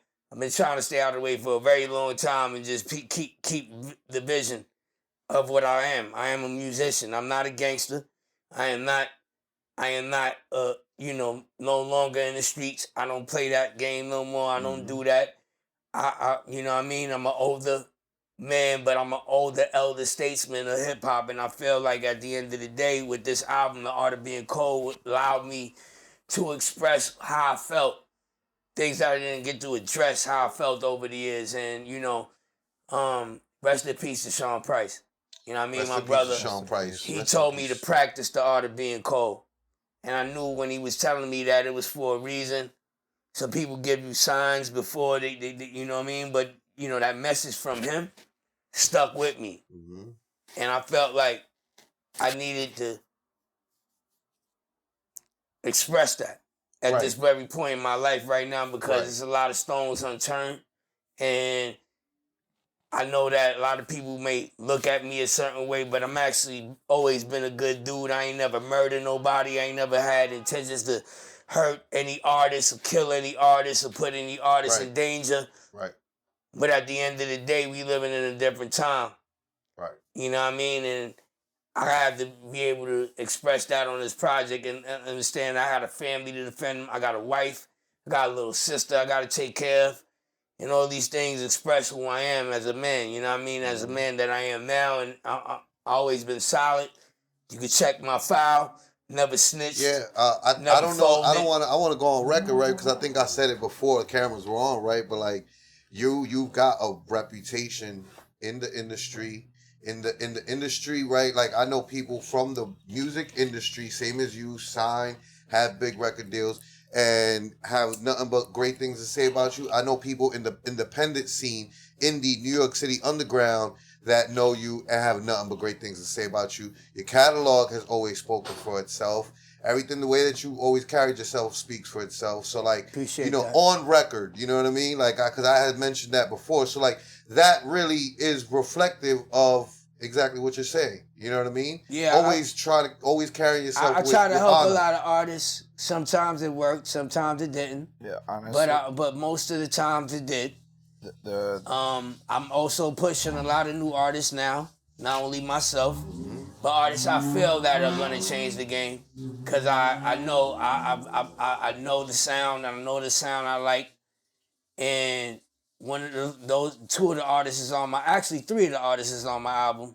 So I'm gonna just get into the album. Let's play the first song. Play the song that set off everything for this album. Yeah, it's called The Art of Being Cold. Let's go.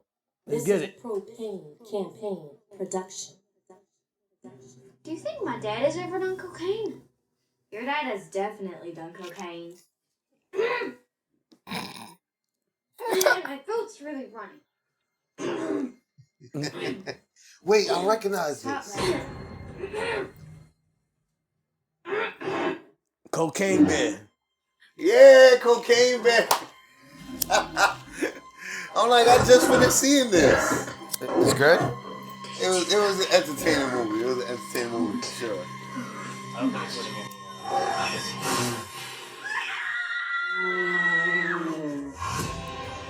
Hey, yo, hey. It's snowing in the summer, B. We out here in Antarctica, man, in the studio, man, in the cabin. What the fuck is that outside? A white polo thing? I ain't going out there, you fucking. Trying to play all song, Yo, my performance is a Jordan-esque. Austin Reed starting 5, we coming off the bench. I don't care who on the court when I'm calling next. I'm getting real big on them like a Hall of Fame. All the smoke, yeah, we want all the checks. For years in industry, we know y'all been scared to death.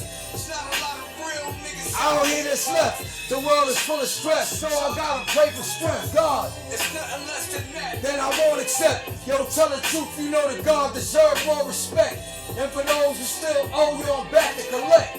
Cook the dope on, I could bag it on deck. And I still got my foot On the back of their necks, laid up in a hammock, just having a rest. Pressed up, all they need is the press. They still clout chasing, dog, in need of a rep. Yep. When I see you foes, I know your heart is froze. Yo, I practice the art of being cold. Yo, the God will never fold. I practice the art of being cold. It's hard. I practice the art of being cold. The God will never fold. I practice the art of being cold.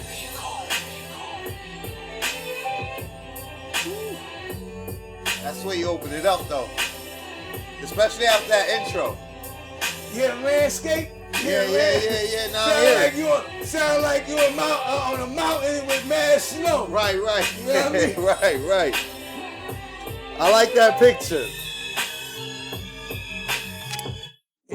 Hard.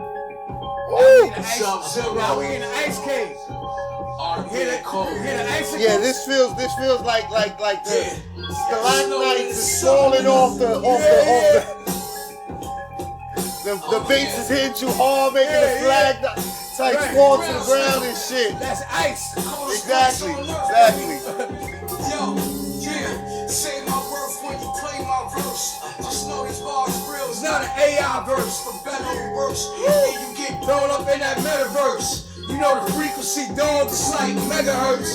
putting in work now. We can do the pleasure first. You looking thirsty? Allow me to quench the thirst. I smell blood on my eyes, like buddy with Go. You know your word ain't shit, plus your aura is dirt. Yo, when the last time you ever prayed or went to church? That's none of my business. I'm just trying to break the curse. Throw a fake smile, knowing that you really hurt. That funny sound, fake love, yeah, that's the shit that give me love. I'm ice cold. the flow sub-zero. This is not a game, no, we ain't playing Nintendo. I'm all the way live, we ain't playing Pretendo. Do you understand? Capiche, comprendo.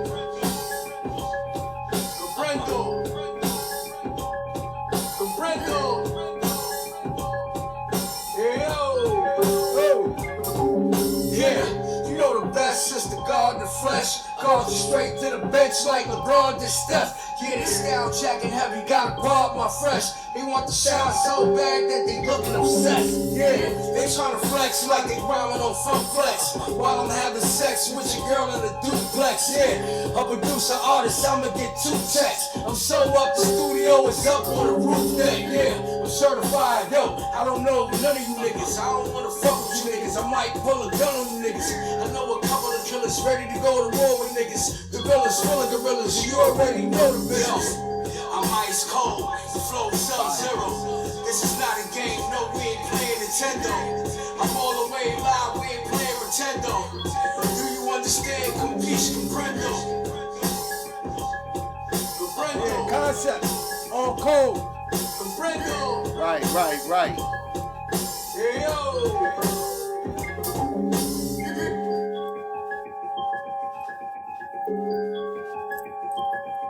Yeah. As soon as you hear that in the spot, you going off.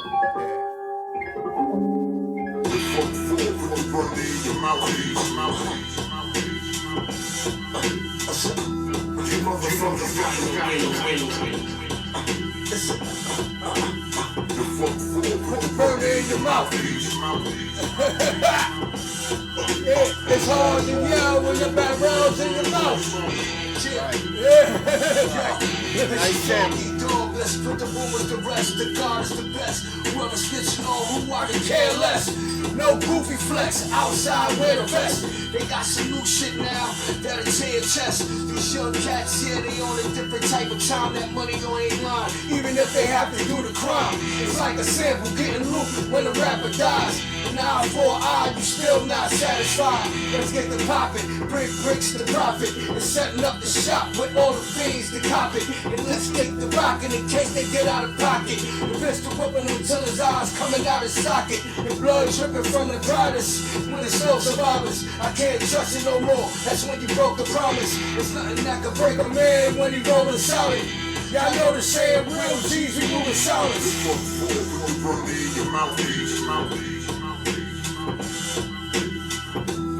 Motherfuckers got the fuck for burn in your mouth.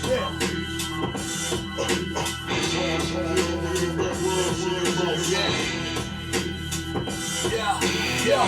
Illegal business in America's on another level. Slick brick Rolex with the rings right around the bezel. Big tubers in the diamonds, we do it official. New York got an issue, you can put your name on a missile. Very classic New York. I'm only here to motivate. Stand up through like a soldier and keep the soldier straight. I'm hope and pray I would not go the vulture way. Hit you with the whole wave on you like it's ocean spray. This is what the culture made. I just coast the brain, not to do no dumb shit and try to keep my mental sane. Don't let it go to shame. Let them blow you out the frame. The invitation to shit, but cowards never came. They using cover slang when you moving in the game. Lil' shorty, he wants stripes, he just wanna bang. But it's a normal thing when you out here trying to hang. It's full of savages everywhere. Sound is back. Everybody wants that New York sound again. So it came back around, you know what I mean? Like everybody wants that sound again now. That's a fact, though. Yeah, NY shit. Strictly.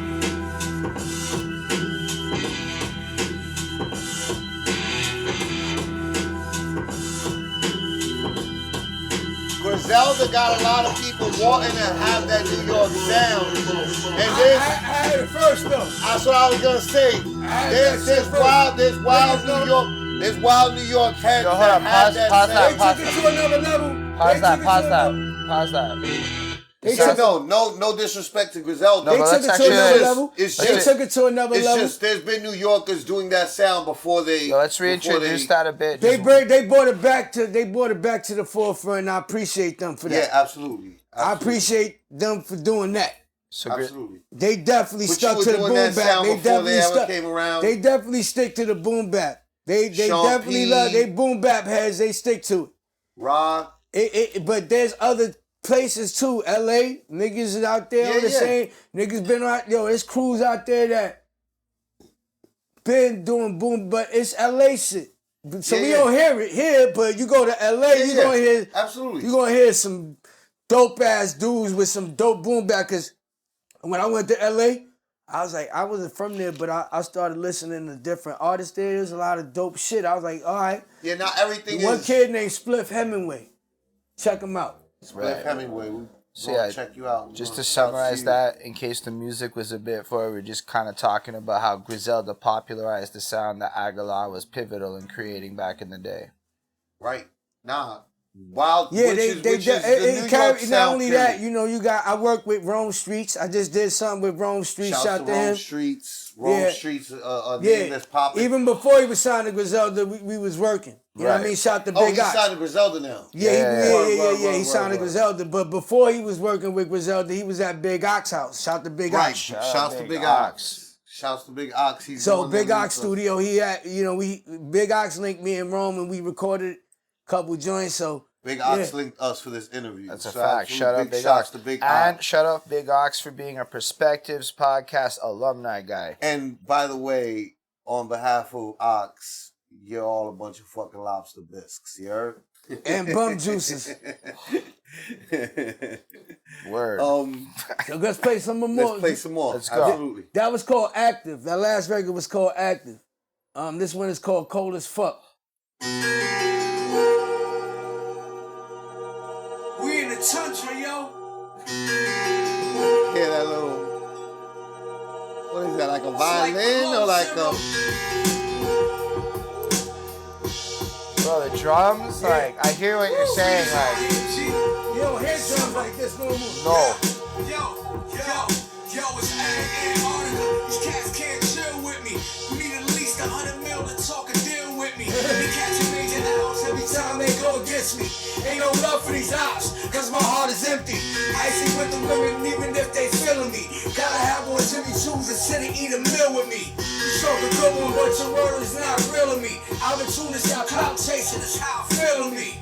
Don't remember me, ain't no one as ill as me. We not feeling sorry for y'all, it's no sympathy. Haters will remember me, keep the same energy. New beef or old beef, please don't even question me about it. Cause to them niggas, now don't even message me. I'm an OG, and you not gonna be stressing me. I don't work with certain artists cause of chemistry. You want production, wear the bag, stop pressing me, nigga.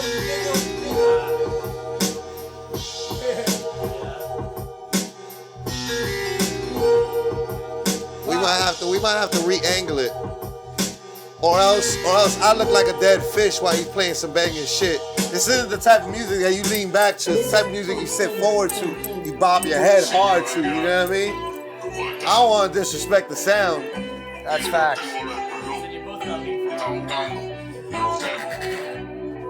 Vida frío, it's called Vida frío.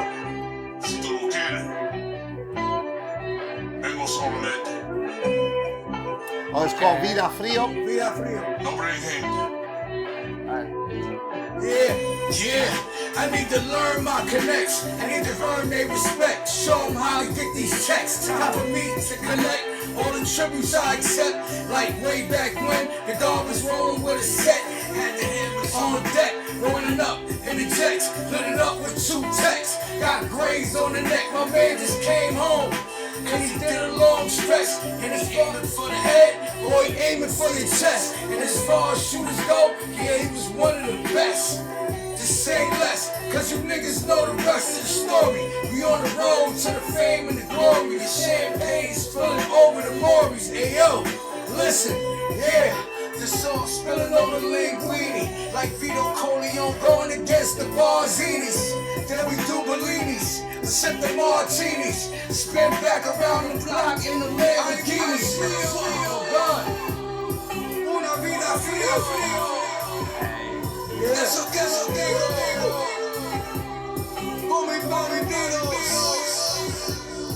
Ay, Dios mío. Yo, una vida frío. Y eso que lo digo. Eso boomy, boomy, dinos. For my home ones, you already know. Listen, I'm setting shots at a legend, hoping your bullets make it. I'm Scarface when he caught his sister Gina naked. What? Boys come, when the spot get raided. And y'all don't know my name, bro. We are not related. A lot of punk faking. Stop the phone conversations. And we can talk in person. Y'all pick the destination. It's Mr. Anderson's everywhere. We in the Matrix. In the future, Lexington bricks out of a spaceship. They got them robot dogs that'll scan your faces. You gotta step your game At least know the basics. This the home run derby. I'm touching all the bases. The international pimp like Julio and Glaciers. The truest lawyer to beat the cases. Fuck out our faces. And when the verdict come back, the system cutting breakers. It's eye for an eye when you dudes try to snake us. But never mind you haters, cause I'm in search of greatness. No, this is hard. It's hard. Album is fucking flawless. Flawless. Again, per usual. Per usual. I think it's the best one. You think so? I think it's the best one. I mean, you know what? It should be. It should be, right? You gotta keep on top of Somebody it. said I got album of the year. Somebody said it. A couple people said I got album of the year. I'm like, alright, let's see what happens. Right. If I get album of the year, fine, but we gotta start now. The conversation gotta start now. Right. This is very, like, Convincing. yeah. Yo, peep the mafioso landscape. Cut the hedges on the birds, get to the clan bake. Like young Vito, I was different from my classmates. A man of my word was no need for handshakes. Yeah, no games, looking through Versace frames. That wrong moving, let the thing blow out your brains. Kept the loyalty intact, this is true fact. I'm a brother's keeper, I never had to watch my back. Broke bread with some of y'all, but y'all didn't deserve it. I used to splurge on fam, but I'm trying to conserve it. Computer holler, said fuck them haters, just keep working. Maintain self, stay focused on a bigger purpose. I praise Allah that none of them never close the curtains. The five verses like prayer hands inside the churches. They claim murder, knowing they can't take it further. We pull up on you like we going out the Willy Burgers. It's good. Black Hand Mafia music. Blood in, blood out, home of the ruthless. Politics and all the respect. Who's that? Word. Pop up. I let you hear. I let you hear. Everlasting. Word. He just dropped an album called 13. Blood in, Word. blood out, home For of the LA. ruthless. Politics and all the respect. You said his name is Pop off. Pop Off. Pop, like one word. It's one word. It's one word. Pop off. Like, Shouts to Pop Off. Right. Let's make sure to shout out everybody who's featured on it. Anybody who's featured on it. Anybody who did. This next song is with my Japanese artist Cookie Crunch. Word. Cookie Crunch. Copy. You know, and he rapping Japanese, but when you hear his flow, You already know. Nah. when you hear how he melodically come. Listen. All my life I've been selling hustles, Joe. Blowing every chance I ever bullshitted myself into. But this time I actually got it on. I'm this close, Joe. This close to everything I want. Real shit.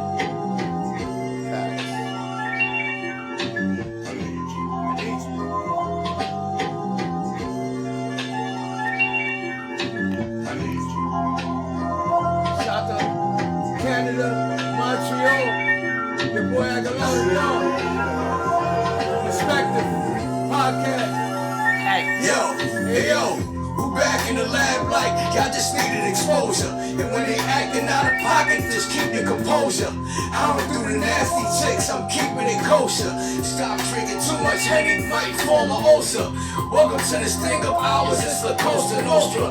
Toss the strap in the river, you should've never crossed us. We learned from our mistakes and what the lessons taught us. Cross-border supply and demand for all the orders. Yeah, we take risks to live expensive culture. Yeah, shorty think with a dollar bill to bend her over. In the strip club like John Morant to send her over. Spending 25 racks, now I don't even know her. You start to move different when you're getting older. The world is getting colder, world wars are never older. Yeah, and for years, y'all was getting over. Graduated the school of hard knocks with no diploma. I do right. 다시 날 오면서 스페이스 모두 나도 don't lie. I don't stop. 무라스가 시대로 지가와 내가. Okay, that's Cookie Crunch. Yeah. Shouts to Cookie Crunch, yo. Like, I don't know. It just sounds perfect. Like, I don't know what he's saying, but. 라프 킥탑이 너무 내가 무의식이 네 감이 하지 냈다 배약가리 거기서 그 가까이 き詰めりゃかい道歩み下を向いた日々は辛い好きすぎるからと離れそうは立ち何かを犠牲にしてる意識はない誰かを傷つけまた泣かしたりうぜえやつをボコってはつまりマジ二つ上がらねえし勘違い分かるかしてペンを置いてしまったり終わり無線に尺体をついたり当たり散らかしてバカ見てばっかりしてきたが最後残る手に痛み生きてればかり時には下がり繰り返してまた人は強くなるらしいいずれ遠回りしても交わる足生き急ぐことなどない常にマジ浮かべ仲間とスマイルこのラップでおまじない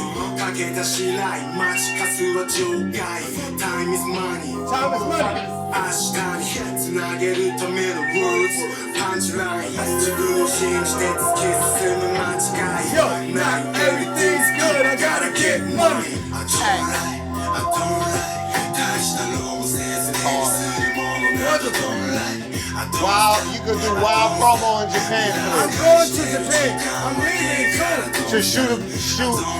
Yeah, he's shooting his part in Japan. Word. But I'm going to do a concert with them and this. I'm gonna let y'all hear something that ain't on the album. Okay. That's not on the album.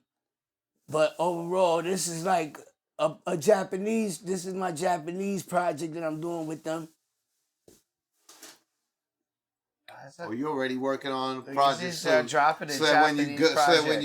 So when you go to Japan and you start filming, They already got links to rich. They already got links to rich people in Japan already ready to meet me and sign me up. They already talking the business now.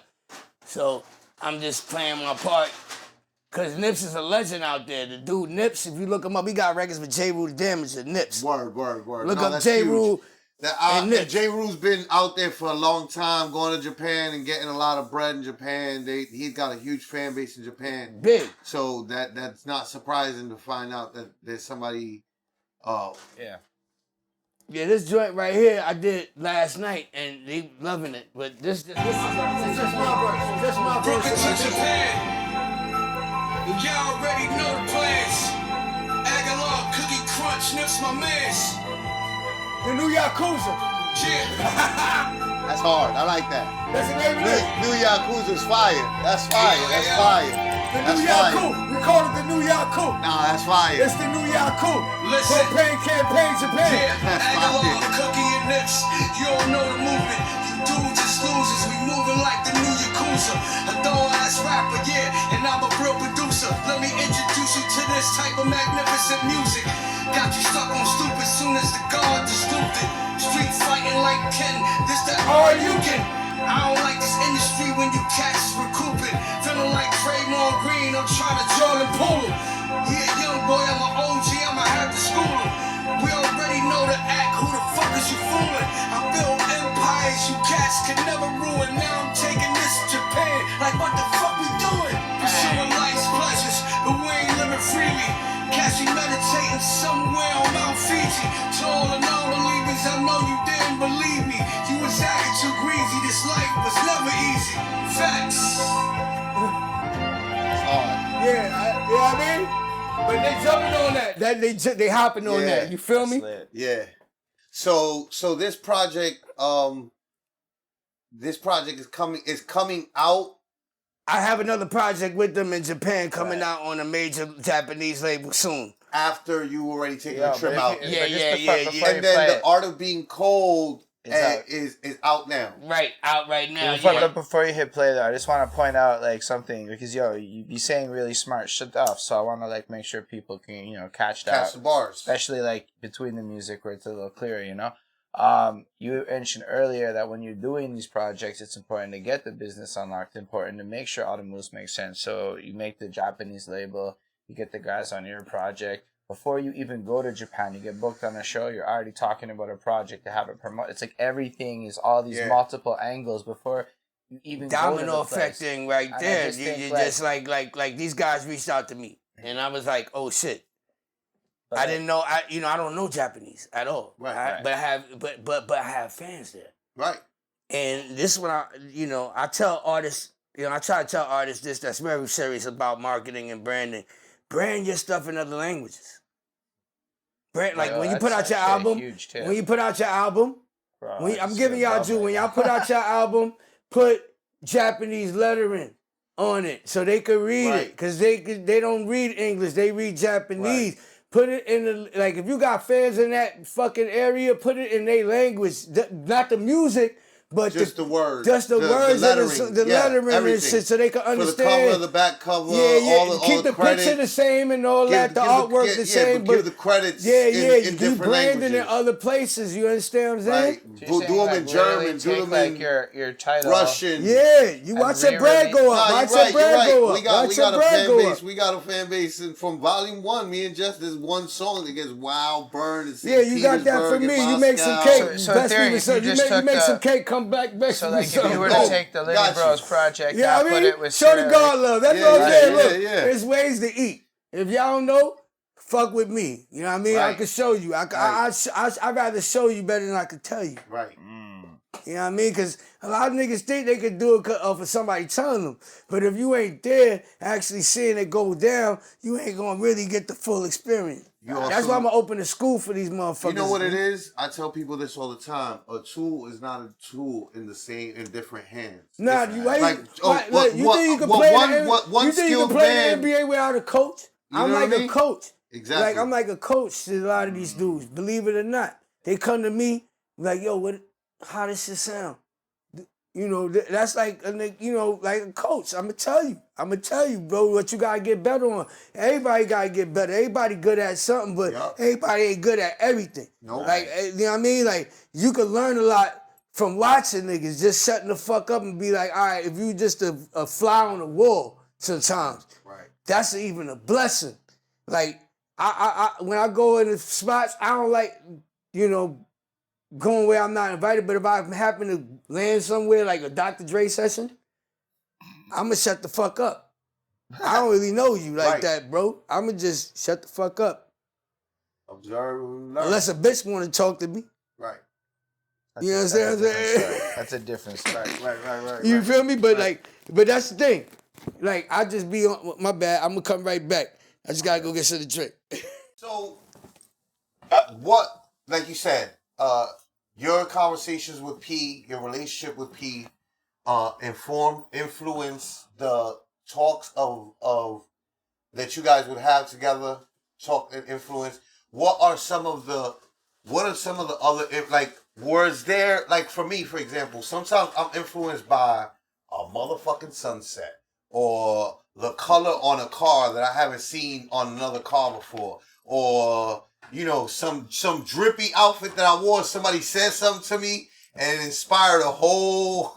So, like, is there anything else besides these conversations with P? My family, man. My family. First and foremost, my grandfather. Man. Without him, man, I probably wouldn't even be here. Like. I never had a father figure in my life, and I felt like he was that man that took the place of my father, even though I didn't have one. And in that relationship, just learning family through my family how to try to become something out of the ghetto. Being surrounded by that, watching people get killed, literally execution style in front of my face. Right.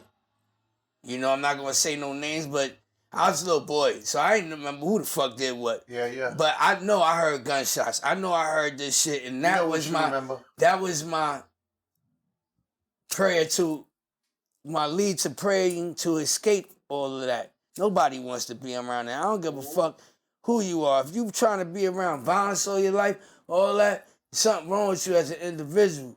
Yeah, you have no peace. Like you there's gotta something broken inside you. Yeah, that's what's wrong with our people with no knowledge of self. And I grew up around the, 5% Nation of Islam that led me to become more careful of my life, more careful of self, and knowledge of self, of who I am and what that means. You know what I mean? What that actually means of me being existent on this planet.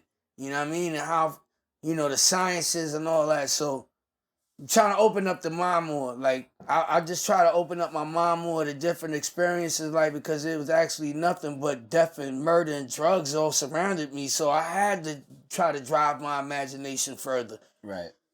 Because there was nothing else except for a dope fiend with a needle in his arm when I walk out my apartment building, or somebody overdosing, or somebody doing some crazy shit on dust. You know, there was everything, you know, there's just so many ways to lead yourself. You know what I mean? Like, I was just talking with my father the other day. He owned a property on Bryant Ave in the Bronx in the 80s, in the middle of the crack super era. dust He was super. He would open up the basement door that led to the street, and there was always like 2 crackheads and heroin addicts. Dust Haven. You know what I mean? Like, it was just a different level. Drug Haven, it was capital. Just different. Fordham Road, all that. People think that all that New Jack City crack tops in the playground was a joke, and it's like, I was up there, son. That's not a movie. That was real life. I've been around it. But, you know, my mother, you know, she was a type of lady that was a single mother. She met this dude named Dragonfly, Nestor Rodin, which became my stepfather. He also was the bodyguard for Curtis Leewald, which is the head of Angel Guardians. He was the guy that was running for the Republican Party mayor of New York City. My step-pops was his main bodyguard. He was running against Eric Adams. Yes, absolutely. So I grew up around this dude that wasn't my dad, kind of trying to, you know, be the father figure, but I didn't really connect to him. I didn't really have, because that's not my blood. So either way, he had my little sister with my mom's. I wound up like alienating from my whole family because I followed my dream, and they not what they not. I didn't have no family support about being a rapper. They did not believe I would be a rapper. They did not believe in me.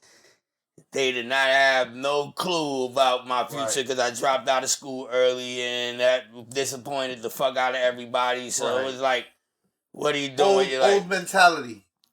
I'm like, I'm going to be an artist and a musician, and I'm stuck to it. I don't care what nobody say. I'm going to show people that I'm one of the illest ever.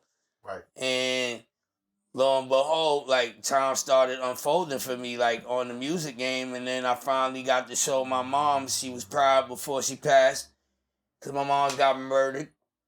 And rest in peace to my mother. You know, still a mystery to this day on who killed her and all that.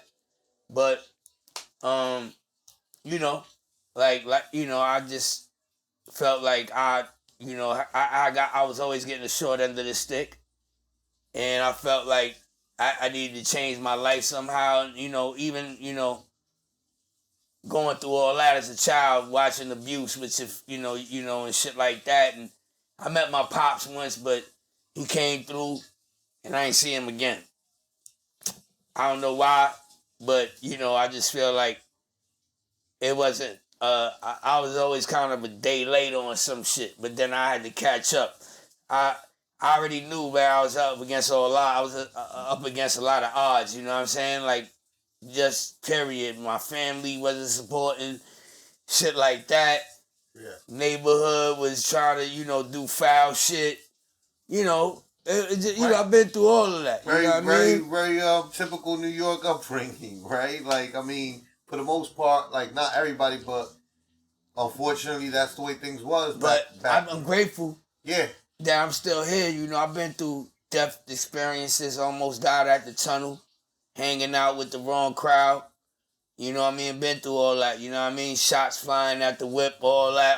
You know what I mean? Got grazed up and all that because I was around people that was just being street, being around that lifestyle, you know, and that shit just, you know, wasn't healthy. They weren't aware how their actions were going to cause consequences on your... Like, look at John Moran. He got $50 million hanging around with dudes pointing lasers at other basketball members. Come on now. Like, I thought we were supposed to make it out, not make it back in. Right. You know what I'm saying? Like, that's the shit like I question myself on every day. Like, where's the balance of me being a rapper? How long I'm going to be able to keep doing music in an industry that kills us goats? You know what I mean? And that's why I put out my last album, Endangered Species Protocol, If y'all haven't heard that, go check that out, man. It's a jewel. But this new album, following up, really sets the tone, I feel like, you know, about who I am and who I've been and what I've been doing for over the years. Even just being an art, you know, just a human being. Just a human being amongst the culture, you know, allowing myself to have a voice. Right. You know what I mean? Because a lot got to be said about a dude that came from nothing. Right. A lot got to be said. Mm-hmm. Right. No, these are facts. These are facts. And a lot got to get, you know, when you never had nothing, you made something out of it, you know, either people going to respect you for it or they going to deny, or they going to try to, you know, put your category in a not special category. I'm in the special category. Right. I'm in the top 10%. Believe it. I just made it out of that Wu Tang 10,000 wolves with young wolves. I don't know how many wolves, 10,000, but I made it the first finalist, and I feel like you know, that's proven that I'm still worthy of being able to be heard in any era now, then, whenever. Mm-hmm. And that's Wu Tang co-sign. Right. That's like a interesting point, right? Because there's this idea that you're too old to do things in life, or you should stop at a certain age to go pursue whatever maturity is in people's minds. And like the idea that in this world of music, and especially with writing, it's like the more you do it, the better you get. And that you can go into a competition with, like, if you heard that 10,000 people, and he's the first person, like they did this contest, you rapped over the beat, or however it worked, and then they announced on the radio, this man's name came first. When they put the compilation together, his verse came first. This is 10,000 people, and he was the front runner. And that's, I thank my wife, Angela Young, like, Angela basically put the battery in my back to do it. I didn't have no idea of the contest. I did it, you know, to sharpen my skill set, to sharpen my toolbox, really. Right. Not to go against. You just sharpening your tools. You to see what really would happen. Focusing on the end goal as much as you were really just focusing on your tools. And I just wanted to, it was an opportunity for me to showcase my tool set. And I felt like, you know, as long as you practice on your tools, you know, make sure you know what I mean, like you work on everything. You work on your punchlines, you work on your you know, your metaphors, you work on your cadence, everything. You know, it's so many things to work on and be a master about, you know, delivering lyrics. And I just, you know, been through the freestyle era. I know how to go off the dome and know how to, you know, take it there. So it was just like, let me study what they on, and then let me put myself in the right position with these guys. I don't want to disrespect nothing they do, and that's what it's about. You know, I felt like it was not a competition, but the toolbox got to get sharpened every day. You got to sharpen it every day. I don't care who out. I don't care how dope you think you are. Always go back and say, yo, I could do this better, or I could do that better, or I could do that better. It's just, you the only competition, not no other person in this game. You're your only competition. So I feel like I got to make myself better at all stats of the level, knowing that I can handle certain things without even thinking about it. It's a muscle memory at a certain point, like an NBA player. Right. You know what I mean? I know what they going to do before you know, the defense comes. I know what move to make. You know what I mean? Yeah. I already trained, very well trained to expect the unexpected. Right. And I think it's important to practice every day. There's this DJ in Montreal, DJ Blaster, he's like 50 now.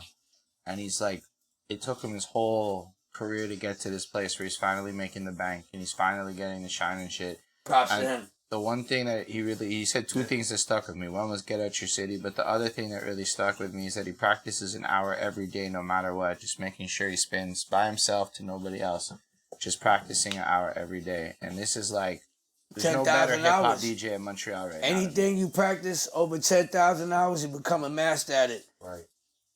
You know, but there's different angles to everything. You know, you master the angles of, you know, the mind and the physical, and you can do a lot of great things. It's like being a superhero. When you get to a level of excellence. And you know whenever you do something, it's going to resonate. You know what I mean? Automatically because of your stature and who you are and how you know, enter any situation or anything, whether it's a negative or it's a positive, you're going to come out the winner. Right. Because of your mentality. You know what I mean? And you got to be able to understand, like, you know, to resonate with the world that's outside of you in order to know where your world fits in. Because at the end of the day, this industry is only meant for, you know, those that's going to uphold that stature of a musician. Or those people that are, like, now it's different. Like, you have content creators, you have people that are perceptionists. And they feel they have this perception of reality of who they want to be. And they're selling that. But that's not who they really are. Mm.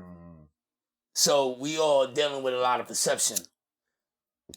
Or you a know, lot of perspectives. 10 years, 20 years later, is that the same person you're going to be? Right.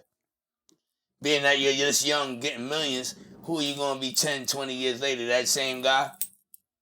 Yeah, if you don't grow in life, then, you know what I mean? You're staying stagnant. And that's not something to be proud of. Yeah, it's different levels of travel. And I feel like musically, I've been able to withstand the storm of this industry because I found ways to hit that frequency. If you look on this year's playlist, on Shade 4-5, Static Selector, Rap is Out of Control, I've been #1 a lot of times this year alone.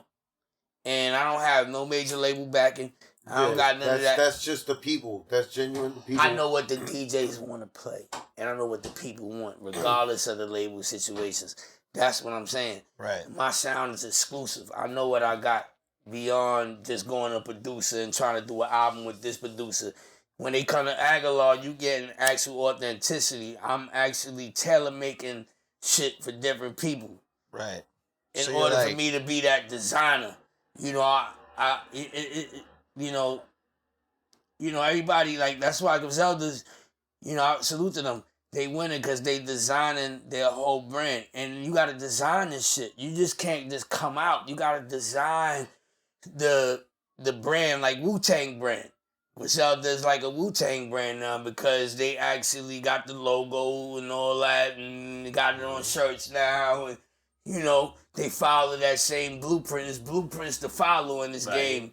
And if you could choose a couple, there's a couple of blueprints to follow. Yeah, there's a few. Yeah, so there's almost like at least 2 blueprints per what you want to do. Yeah, it's blueprints. No matter what you want to do. New age, country, rock, rap, and there's gonna be 2 examples that exist out there. So let's get to this next song. All right, let's do it. So this next song is called Honorable.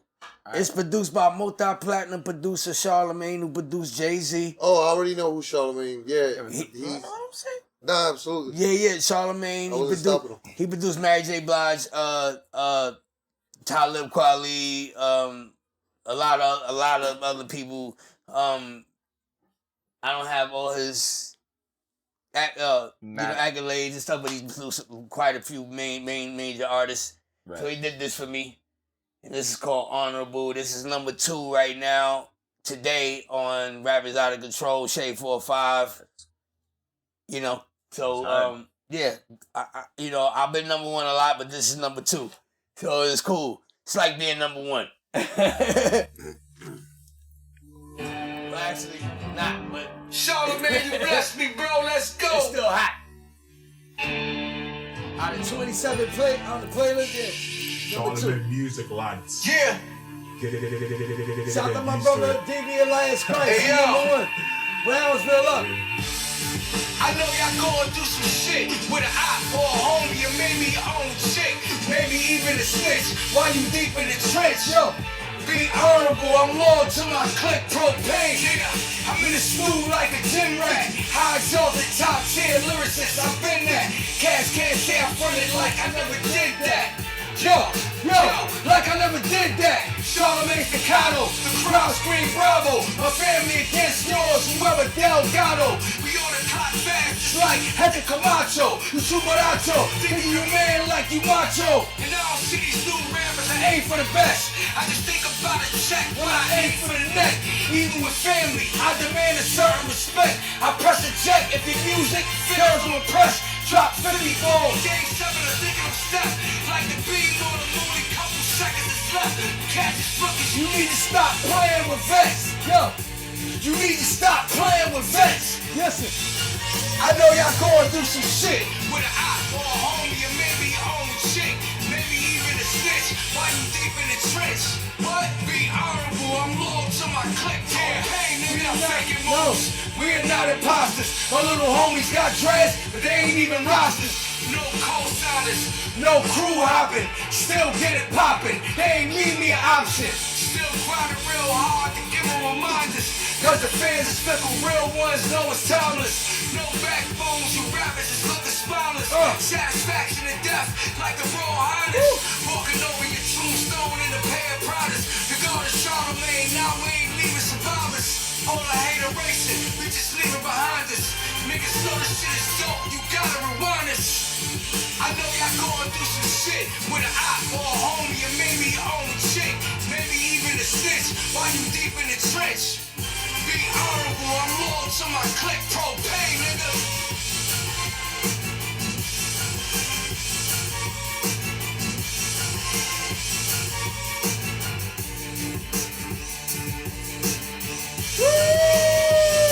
Hear the changes? Mad changes. And that other? That's nice. Ooh. Hard. Static Selector playing this. A word. It's called Cut Ties. Ain't nothing known about this goddamn We'll roll it out. Truth is, this shit getting worse, man. I ain't talking about some of these young niggas. Ain't got no perspective, call it number one. Big up the Static Selector. Big up the Static Selector. You know good music. Yo, I'm sorry I had to cut you off. We can talk like I ain't here to rush you off.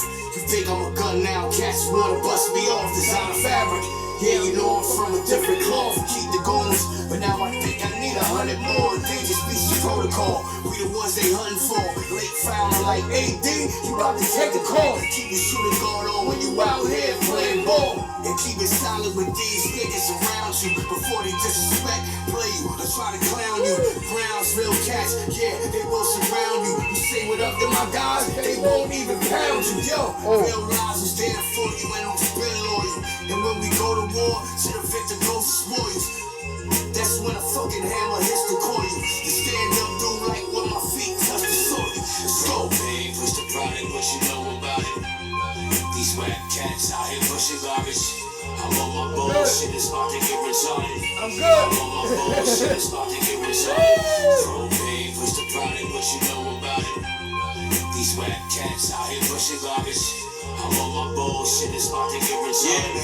I'm on my bullshit, it's about to get retarded. You need the whole act, don't go back to its old ways. Cause in the old days you get backstabbed like the OJs. Now it's time for you and I niggas to part ways. So when I cut ties, I'm about to use this long blade. And I'm still shining, even when you niggas throwing shade. When dudes know you paid, they can still catch a fade. Propane, I've been away, sitting back, sipping spades, kush, munch and haze. Cause I smoke a lot of different grades. And now I'm already one, I'm on to another phase. I had a feeling you and I was never on the same page. Disgusting, now they got me acting out of rage. And may Allah slay my demons, for him I give the thanks and praise.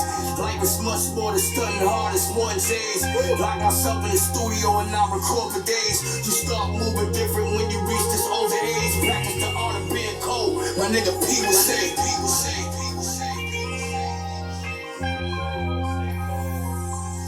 Facts.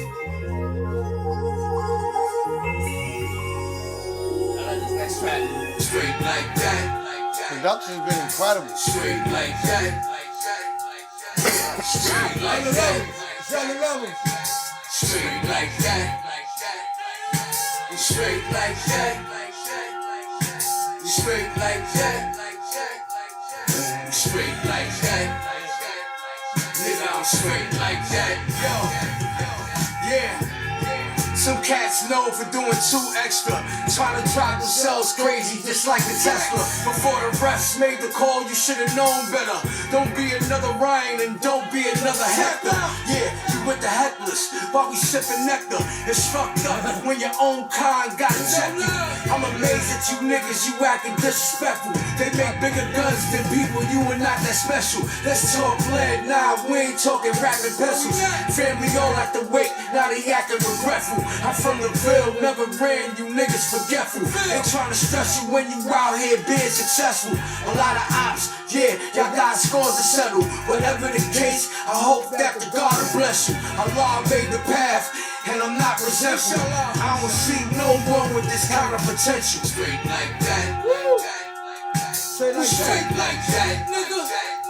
Yeah, straight like that. I'm straight like that, nigga. You straight like that. Oh God, you straight like that.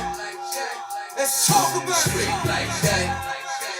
Nigga, I'm straight like that. Ghetto Bishop, yeah. Y'all never really liked us Puerto Ricans. Caught the charge, beat the case, I walked out the precinct. Haters spectating all the way from the bleachers. I think it's all about rap, but this is going deeper. Yo, you could get murked over a pair of sneakers. I'd rather rob a whack artist for a corny feature.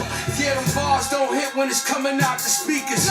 Going off like your voice is really the Nina. I'm out here with the Grim Reapers as big heaters. And it could be a rap for you, just like a fajita. But we're in New York City, cause it's all for the meters. 3-time fellow repeaters with the partner Caesar. Yeah, you tryna ball with the big leaguers. You was thirsty for the bag, but you was too eager. You need the knowledge, I'm a brain feeder. I'm just going for mine, I'm not a mind reader. Straight like that. Same shit you was just talking about. Straight like that. Nigga, we straight over here, you heard? Straight like that. Straight like that. Yeah. Straight like that. Propane, stay real, like campaign. Straight like that. We good. Nigga, I'm straight like that. Yo. Yeah.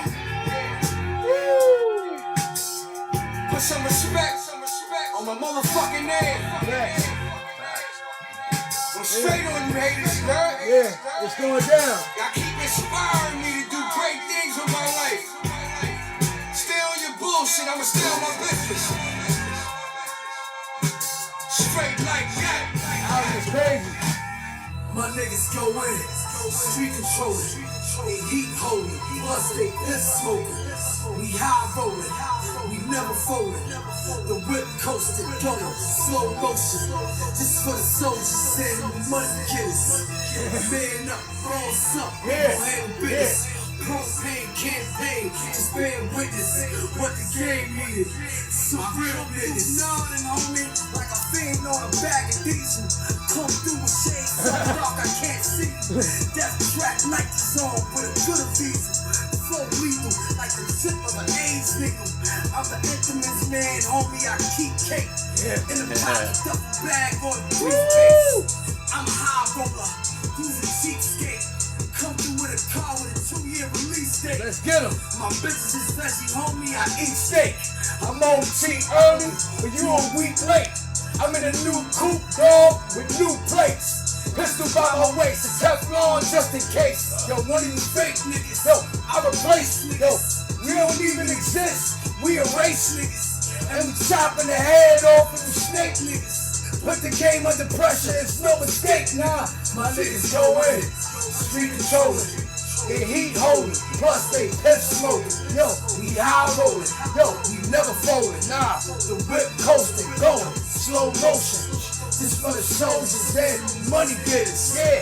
Man up, boss up, we gon' handle business. Propane campaign, just bear witness what the game needed. Some real niggas. And them crush me $100 bills, yo. I take rip money as long as the shit is real. If this don't get it poppin', homie, then my Nina will. Yo, have your top on spinning like a Ferris wheel. Up in Coney Island, see my niggas wildin'. And while you funny stylin', I keep the money piling. Yeah, don't compare me to none of these rappers. Cause the fact is, you dudes is hustling backwards.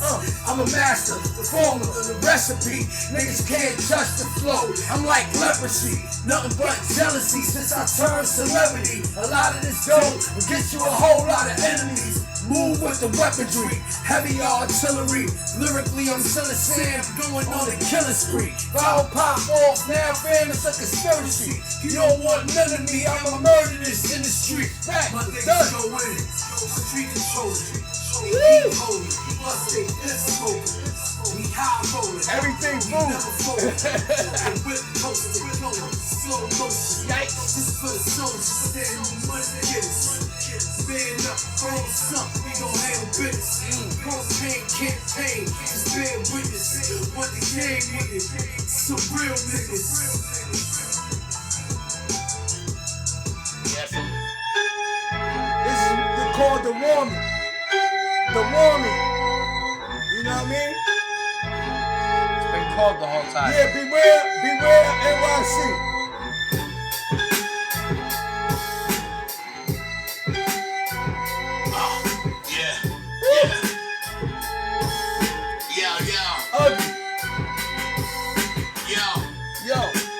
Sound like a mall flick. You know the guard always come with that hard shit. Fuck out of New York before I leave you with a scarlet. Feeling like Slick Rick, about to make the game sick. Man, it's like hard like projects in the blocks. They try to put you down like the Devontae limit shots. I don't know about the mother cats, but this nigga hot. My Adidas Connect send me fresh kicks out of the box. Yeah, I gotta stay looking crispy. Get fresh on them like a street nigga turning 50. They was throwing shots, but them shits just missed me. Success is the best of race, so I'll kill him swiftly. Kill him, dog.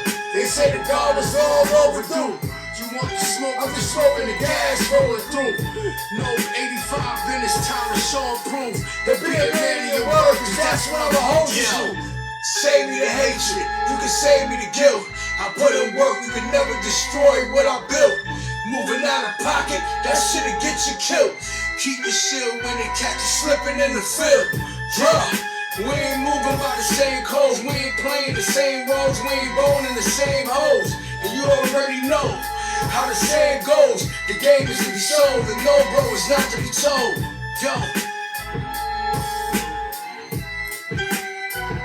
Hip hop. On. Ice cold.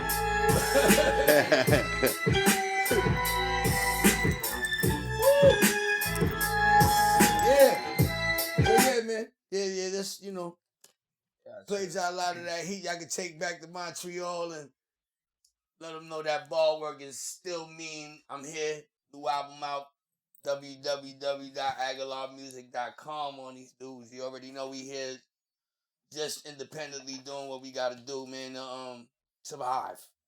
And we trying to thrive. Eating off perfect plates is more of the term that we about. Eating off good plates, not skimpy plates. We want them good plates, man. Right. Don't get me wrong, I'm skinny, but I eat like a heavy dude. Facts. In the same way. I just got a big adrenaline. I just work that shit off. I try. But yeah, we here, man. Yo. I play another joint. Like I think I got a few more. That's like 3 more. Yeah. Yeah. This is Alchemist featuring the Alchemist. All right. This is called Receipts. All right. Now, listen to what Alchemist say. He gonna tell you who I am. And I had a friend, was a producer, Agallah. He was around at the time, was hanging around my studio, and was playing me crazy beats. As producers, we all inspire each other. And at the time, he was playing me stuff where his drum program was so interesting and intricate that I actually always tell him this, that I learned a lot from him. Yo, this is my beat, nigga, and it sounds disgusting. Producers, I don't trust them. I got my own production. Making these records, bro, it's more than touching buttons. They say they playing that over, bro, they straight frontin'. I see you bitchin', and body suits sample session. My drums is harder, my program is way different. Legendary Puerto Rock, I'm not a Spanish nigga. I'm not the average nigga. Nah, I can't stand you niggas. I produce some big run to Big Daddy Kane. Honest already know it wouldn't be the last days. I was bringing an MPC right on stage. When Crispy Club was doing the same thing For Dr. Dre, I inspired Alchemist the the way he lays the drums. No disrespect, but a lot of y'all all my sons. Don't need to bring the guns, cause I already got Facts. We on deck for you 24/7. If it's problems, You step up to that plate, we tryna strike you out. no games ever. Nah, we ain't chasing for out. Not my words, dispatch 3 and a third. Stop playing games with me, bitch. We know that you a bird. Bird. Who the fuck you fooling? It's the Don Bishop and I got receipts to prove it, nigga. The way I put the shakers. We're not in the beat, only gonna make it. I was trying to make it swing, similar to some stuff that he was playing at the time. So, you know, always remember that your friends are the ones that are gonna keep you on point. Always keep yourself surrounded by other guys who are doper than you. Get your skills up. Alright, let's explain that. So basically, me and Alchemist met through group home at a session one time, and we befriended each other, because I was on the group home project. Right. Where you was on group homes? Yes, second album called Tear for the Ghetto. I produced on that album. I'm on that album, featured on that album. Word. So Alchemist produced on that album, and I met him through the sessions, and me and Al just clicked, and basically, we became brothers at that time, and basically, he lived in Manhattan, and I would be going record shopping with him a lot. He called me, be like, yo, let's go record shopping for samples and shit like that. So we would do that, and that wound up to a big friendship with Al. Al seen a lot of my skills of what I did on the MPC. Al wasn't much of an MPC head. He was an ASR head. When he met me, then he got an MP because he spilled soda on mine. And we had to get new MPs because we was out in Miami. And we was like, in the hotel room, we left soda on the table, and all my discs and all my MP got ruined because we left soda out and the wind blew that shit. And we had to go get new MPs. So either way, like Al and I went through a lot as far as buddies, producers and shit, and we've been around each other a long time. And we got a project out called Past and Present. I don't know if a lot of people heard it, but it's my production and his production. I'm doing most of the rapping. He rapping on it with me. But Al, I salute Al because he was able to get 4 Grammys. I don't have 4 Grammys, but knowing that Al was able to learn something and not forget me and give me my props and give me, my recognition, and knowing that I helped inspire We Gon' Make It, which is the top 15 hip-hop song of all time. Yeah. And y'all hear that evidence right here, the way he put the shakers and We Gon' Make It at the end of my verse. He says that. He got that. Learning from me how to, do your own shakers and, and stuff like that. That's crazy. He didn't forget me, so shout to the Alchemist. That's probably one of them, something that I really, I work with a lot of dudes in this industry, they don't remember, and I respect him for not forgetting. Right. Shout to him. And it's cool how much love you give to all the different people. Like this whole conversation we've had has basically been you, pointing out the people who have been influences and positive forces on your life along the way as well. So you didn't forget these same people. And, props to you for that as well. Facts. It's all love, receive, return, But we here, man. We still here. Play some another joint off the new album. And I think, just being where I'm at as a producer and as an artist now in this day and time, is to make sure that people understand that we help pave the way not only for the culture, but for many other things as well. Many charities, many, kids in poverty. All this went to help families of people in need. Everything that I do helps somebody in need or help somebody that needs, especially the youth, foster care children as well, because I'm a foster care kid. So I just feel like being that, coming out of that situation, group homes and stuff like that. And, Scarlett is one as well. She's popping off right now, so salute to her. Shout out Scarlett. You know, these are inspirational stories that I feel like will carry on the culture for the time to come, and you know, we here to keep it rolling. This next record is featuring Recognized Ali, dope underground hip hop artist on the rise right now. Got dope albums out. Bismillah. Allah forgives. Allah forgives.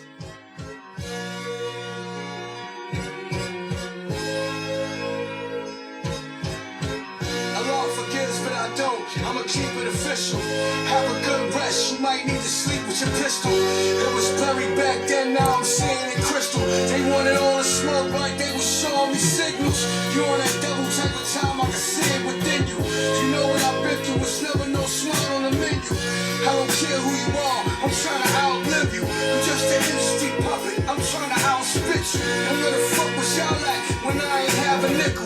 Shout to all who looked out, I will never forget you. Yo, it's beast mode. There's an end, right? Like this has like that feel like closing out, you know, closing shit up. You know what I mean? Like and horns. Niggas won't fight, catching the body on sight. Allah forgive me, always went past the limit, and I refuse to settle in the circle of the timid. Dreams slivered over here will burn the gimmick, just like the weeper separate the dead from the living. Had to break the locks when they had all the doors shut.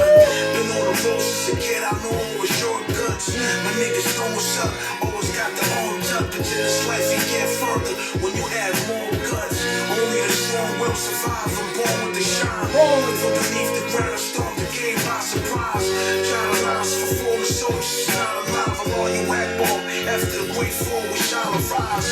Bar. It's like the Lord's Prayer, my Lord's Prayer, you know. Forgive me for everything, all the fucked up shit. You gotta get God in your life to get past the fuck shit. You need him, you need that. Further you get in life, he gonna look for you. Real shit. That's why I love that song. Woo! Woo! It's called Rivals. Off the album.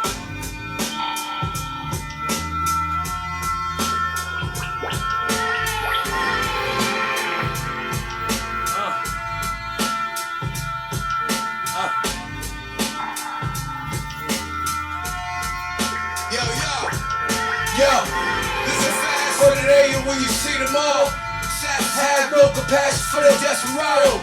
But we can run the call Jose Alvarado, trying to splash the champagne all up in the goggles. And I'm not giving out bottles to the models. I ain't your daddy, and frankly, she can eat McDonald's. Yo, that's the motto of an aficionado. Don't get caught up in the lines like Demi Lovato. It's all business, and if we hold a combo, won't even waste my time. I want that moolah promo. Go get a bottle. When I smoke my side, Go get a bottle, I'ma give you the money. Keep the vibes clean with the Palo Santo. Go to the store. Celebrate like a team in Morocco. Then we splash on bitches, hit them with Moscato. Propane, you know we here to take the whole cargo. And I must break you like I'm a Volkswagen. Yeah, I've been in truth, I know it's hard to swallow. Knowing that my whole aura's all Ferragamo. Sip the Alvarado by Desermano. In the Bentley coupe, riding over the Verrazano. Looking at New York with a thought of violence. All the G's that we lost, a moment of silence. Driving in the world where I know survival. It might surprise you, all these rap niggas is rivals. It might surprise you, all these rap niggas is rivals. 2 bottles. Andre. It might surprise you, all these rap niggas is rivals. It might surprise you, all these rap niggas is rivals.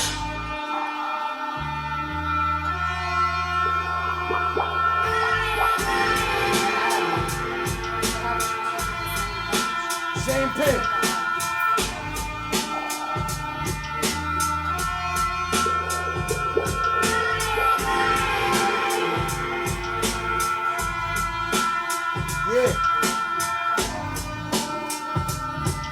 Yeah, the Boom Bap. Hit him with that, then hit him with that.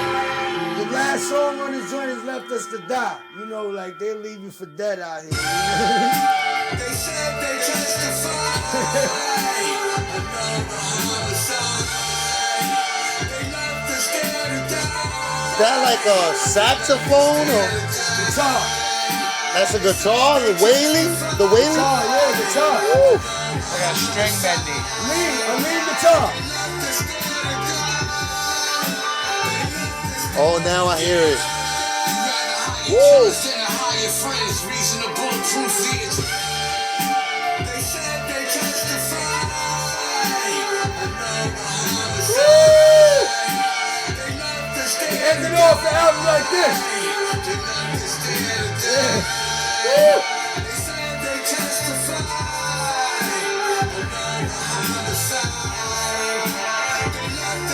Hear that guitar? Okay. Woo. Friends, reasonable proof the entire Benz at my expense. Soaking in blood when you walk inside the lion's den. Set fire to your skin, the Messiah. I am him. The pressure stay on in this type of environment. The guns came out as soon as they brought the clients in. You got the cash, say less to bring the diamonds in before the wolves bring the iron. And we ain't talking vitamins, nigga. Alchemist with the work like the scientists. Rule with an iron fist with the soldiers, the iron list. Gorillas in the mist on the run with a ton of bricks. No cameras allowed, cause nah, we don't need the flicks. I want the bread, stay unknown, I don't exist. Cause in reality, your bullshit's minimalist. I gave you swag, I gave you aura, I gave you trip. Gave your mom order to get you whack niggas clip. They said they testify. Alright, back to life.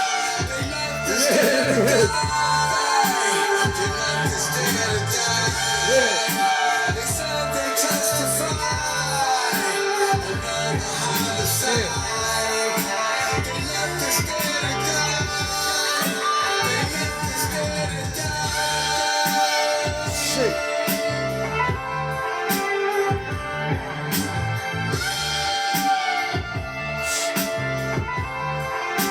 That's that life I'm on right there.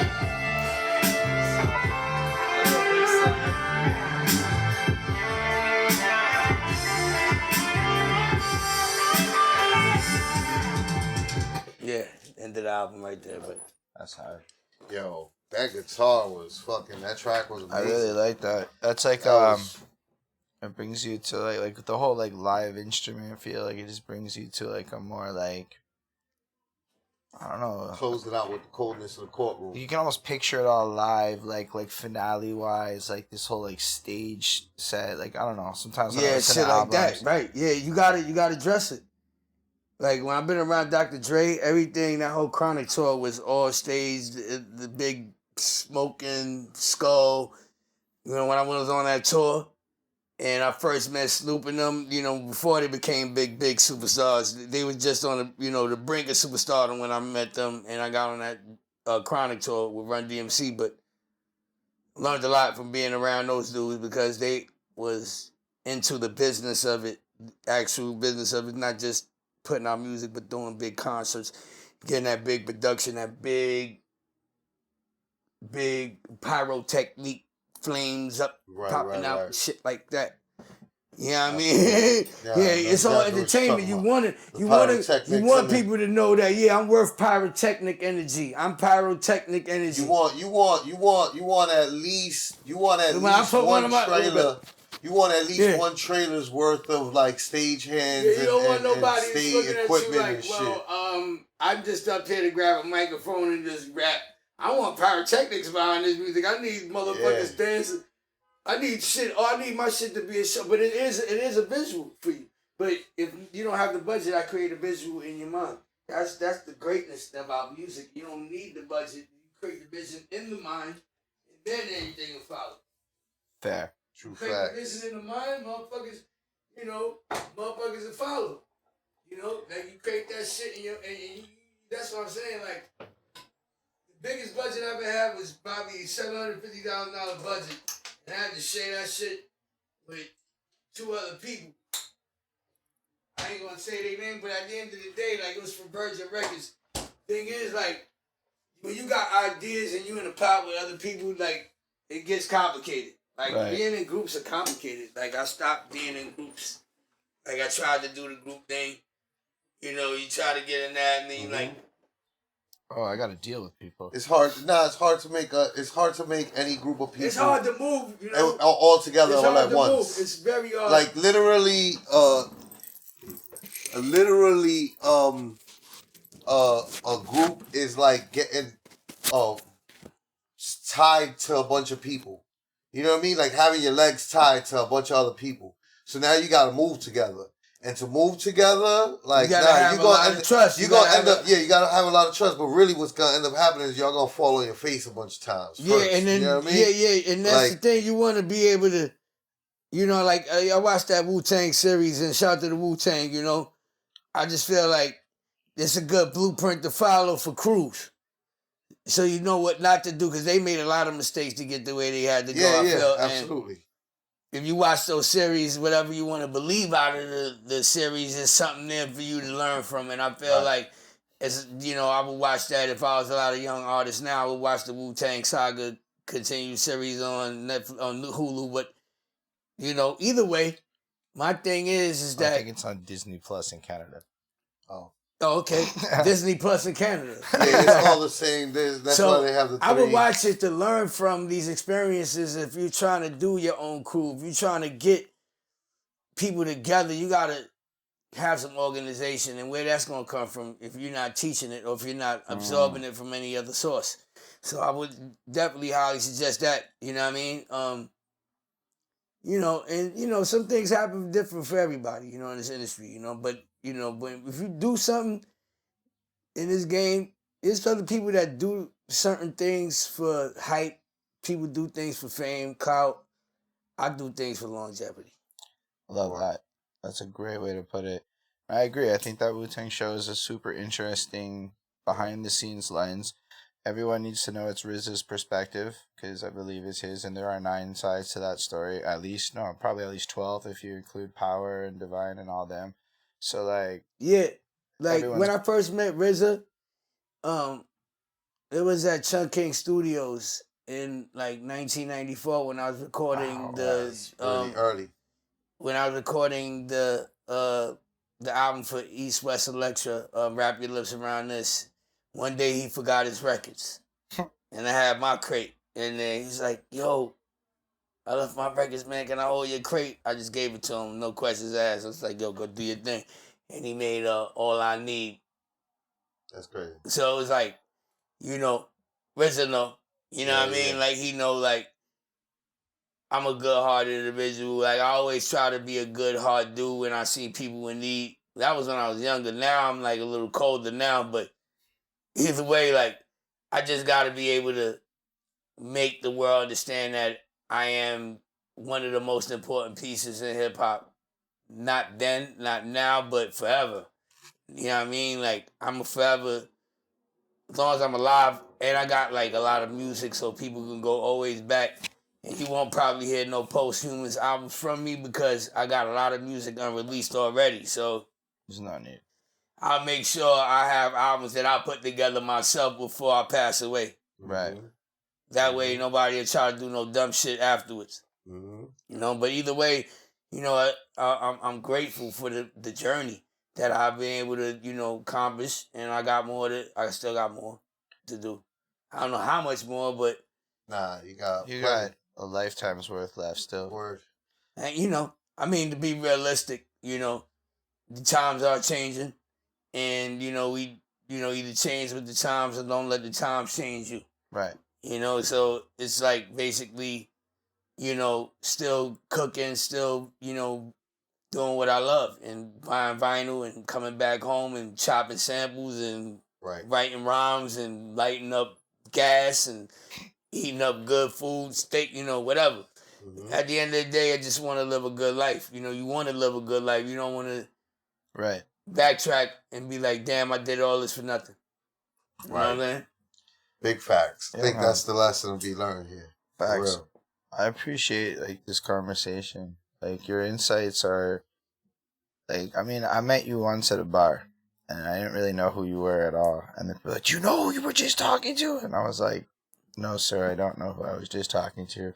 Then I looked you up, but even then, it's the internet, so it's not easy to find things. I joke with people a lot. Don't take it serious. That's how, it's just, yeah, when I meet certain people, in this day and time, you got to remind people who you are. Yeah, you have to remind really people. You have cool because to me. people will easily forget you in this matrix, and with so much we live, in precedented times where we don't know what's gonna happen. Take care of your health. Take care of your mind. Take care of your intellectual property. Make sure people understand who are you. Don't need the internet. You can, if you meet me, you'll understand totally the vision. You're getting a full preview of who I am as an individual, as a human being, not just as an artist, as a producer, but as somebody that carries morals, somebody that believes in, I don't believe in violence, but I believe in self-defense. Right. At the end of the day, and I believe in standing up for something, or you stand for nothing, and I stand for a lot. My story is deep. It really is, though. Like, the level of casualness you are name dropping things is really like there's that much more, and this is just the stuff you're talking about right now. So it's like, I don't know, we didn't even talk about touring and a bunch of other stuff, which is like entire. I'm not trying to like elongate this. I'm just saying, like, just to give you an example of how much more there is that this guy has seen. Like he casually dropped the Chronic tour. Like, what? Yeah. Like, do you guys understand that tour? Like, that album? Like, how big that... So it's like, this interview to me is just full of those moments, but like that you 2 seconds later we're just saying something else equally as profound while giving us all proper marketing game on how to be indie artists, which is really a blessing. Because there are a lot of gatekeepers of knowledge, That's my life. At the end of the day, why do a lot of these dudes, industry dudes, keep the knowledge and don't want to share it? Facts. But the fact that you're gracious to give it to us, though. That's the problem. A lot of people don't want to share the knowledge to the artists that they feel, because they feel threatened. Yeah. I don't feel threatened to share the knowledge. If you blow up with something I was able to do, that make me feel even more better because because it proves your theory's right. There you go. Proves what you say. But correct. I don't know why people scared of that. I mean, people they feel like they put battery in the backs for nothing, but actually it don't, because at the end of the day, it come back to you later on in life. The blessings come back. It's a blessing. A lot of people don't understand the blessings sometimes in the game that they get, and I feel like we miss out. Right. Because of that. Yeah. So, but lesson learned, you know what I mean? Like, it's just like college. We learn from it and we get better. You know what I mean? We get better, and I hope that these young artists do stop killing each other, stop doing things out of emotional value, and start understanding what, they possess and knowing how to move and thinking right, thinking straight. Mental health is also important out here too. So you got to think straight. You got to understand the focus. Focus on the goal. Nothing else. Focus on the goal. Don't focus on nothing else. Be positive and focus on that goal, because that's what's going to lead you out here. And working on yourself. Right. You know what I mean? Yes, sir. I appreciate you, Agallah. We appreciate you for being so kind with your time. No doubt. Because I know that you're a busy man. I know that you got a lot cooking. I know that you got a lot to be doing. So we appreciate you being so considerate with your time, kind and giving with your time. Thank you for being kind and giving with your story. Thank you know what I mean? Thank you for being for being kind and giving with the jewels that you drop for people. On. You know what I'm saying? And hopefully the people that are like watching at home, I hope that they get the jewels that you were giving. It's a pleasure. So, it's a pleasure to shout out the Perspective Podcast. Y'all definitely did y'all thing. Big Ox. The Family Propane Campaign, all the fans out there, please go get that new album, The Art of Being Cold, available on my website, www.agallahmusic.com, and follow me on Instagram, Agallah Music, Twitter, Agallah Don. You already know. We doing this up, man. Propane for life, and big up to y'all. You already know. More coming soon. Art of Being Cold, Agallah Don Bishop, big up Canada, Montreal. One love. And thank y'all for watching, people watching this. We appreciate you, because without you, it's just us in the room talking, which is lovely, but you make it a show, and that's really a blessing. So also, make sure to like, comment, subscribe, all that good stuff you're supposed to do on YouTube and whatnot. Make sure to check the links in the description where you can easily click on all the stuff he just said. And go buy his stuff, like the album. I'm sure there's merch and things around. Go get that too. Let's not just leave it at a one little purchase. Make it a multi-item purchase is what I'm trying to say. Yes, we will have a new merch as well. They can go get that on the website www.agallahmusic.com. There'll be packages up there in the next week. Go check the site. There's a lot on the site. Campaign Life blog. Go check that out. A lot of new up-and-coming stuff on there. Access to your new artists? Yeah, access to my new artists, things going on, tours, news, all kinds of stuff on there you can check out. So go to the website. It's dope. Facts. Just came out like 2 months ago, so go show support, y'all. Love. Word. And then if you want to show support to us, patreon.com/perspectives, as spelled in the below wherever you're watching this. We totally appreciate that. You can get the granddaddy deal and come get a guided tour of New York City with you, man. Littyyy, bro, Flacko. This guy knows all the food spots. Trust, you want a New Yorker to show you around New York is all I'm trying to say. And yeah, at the end of the day, we appreciate you watching this. Those of you who stuck it out this long, real troopers out there. Live long and prosper, everyone. Peace. The perspective. Say hi, Holden. Hi, Holden. Welcome back to another episode of the Perspectives Podcast. It's Littyyy Podcast. It's Littyyy Podcast. Podcast. It's Littyyy. Say hi, Holden. Hi, Holden. Welcome. Say hi, Holden. Salutations, everybody. Welcome. Perspective. Say hi, Holden. Hi, Holden. It's Littyyy Podcast.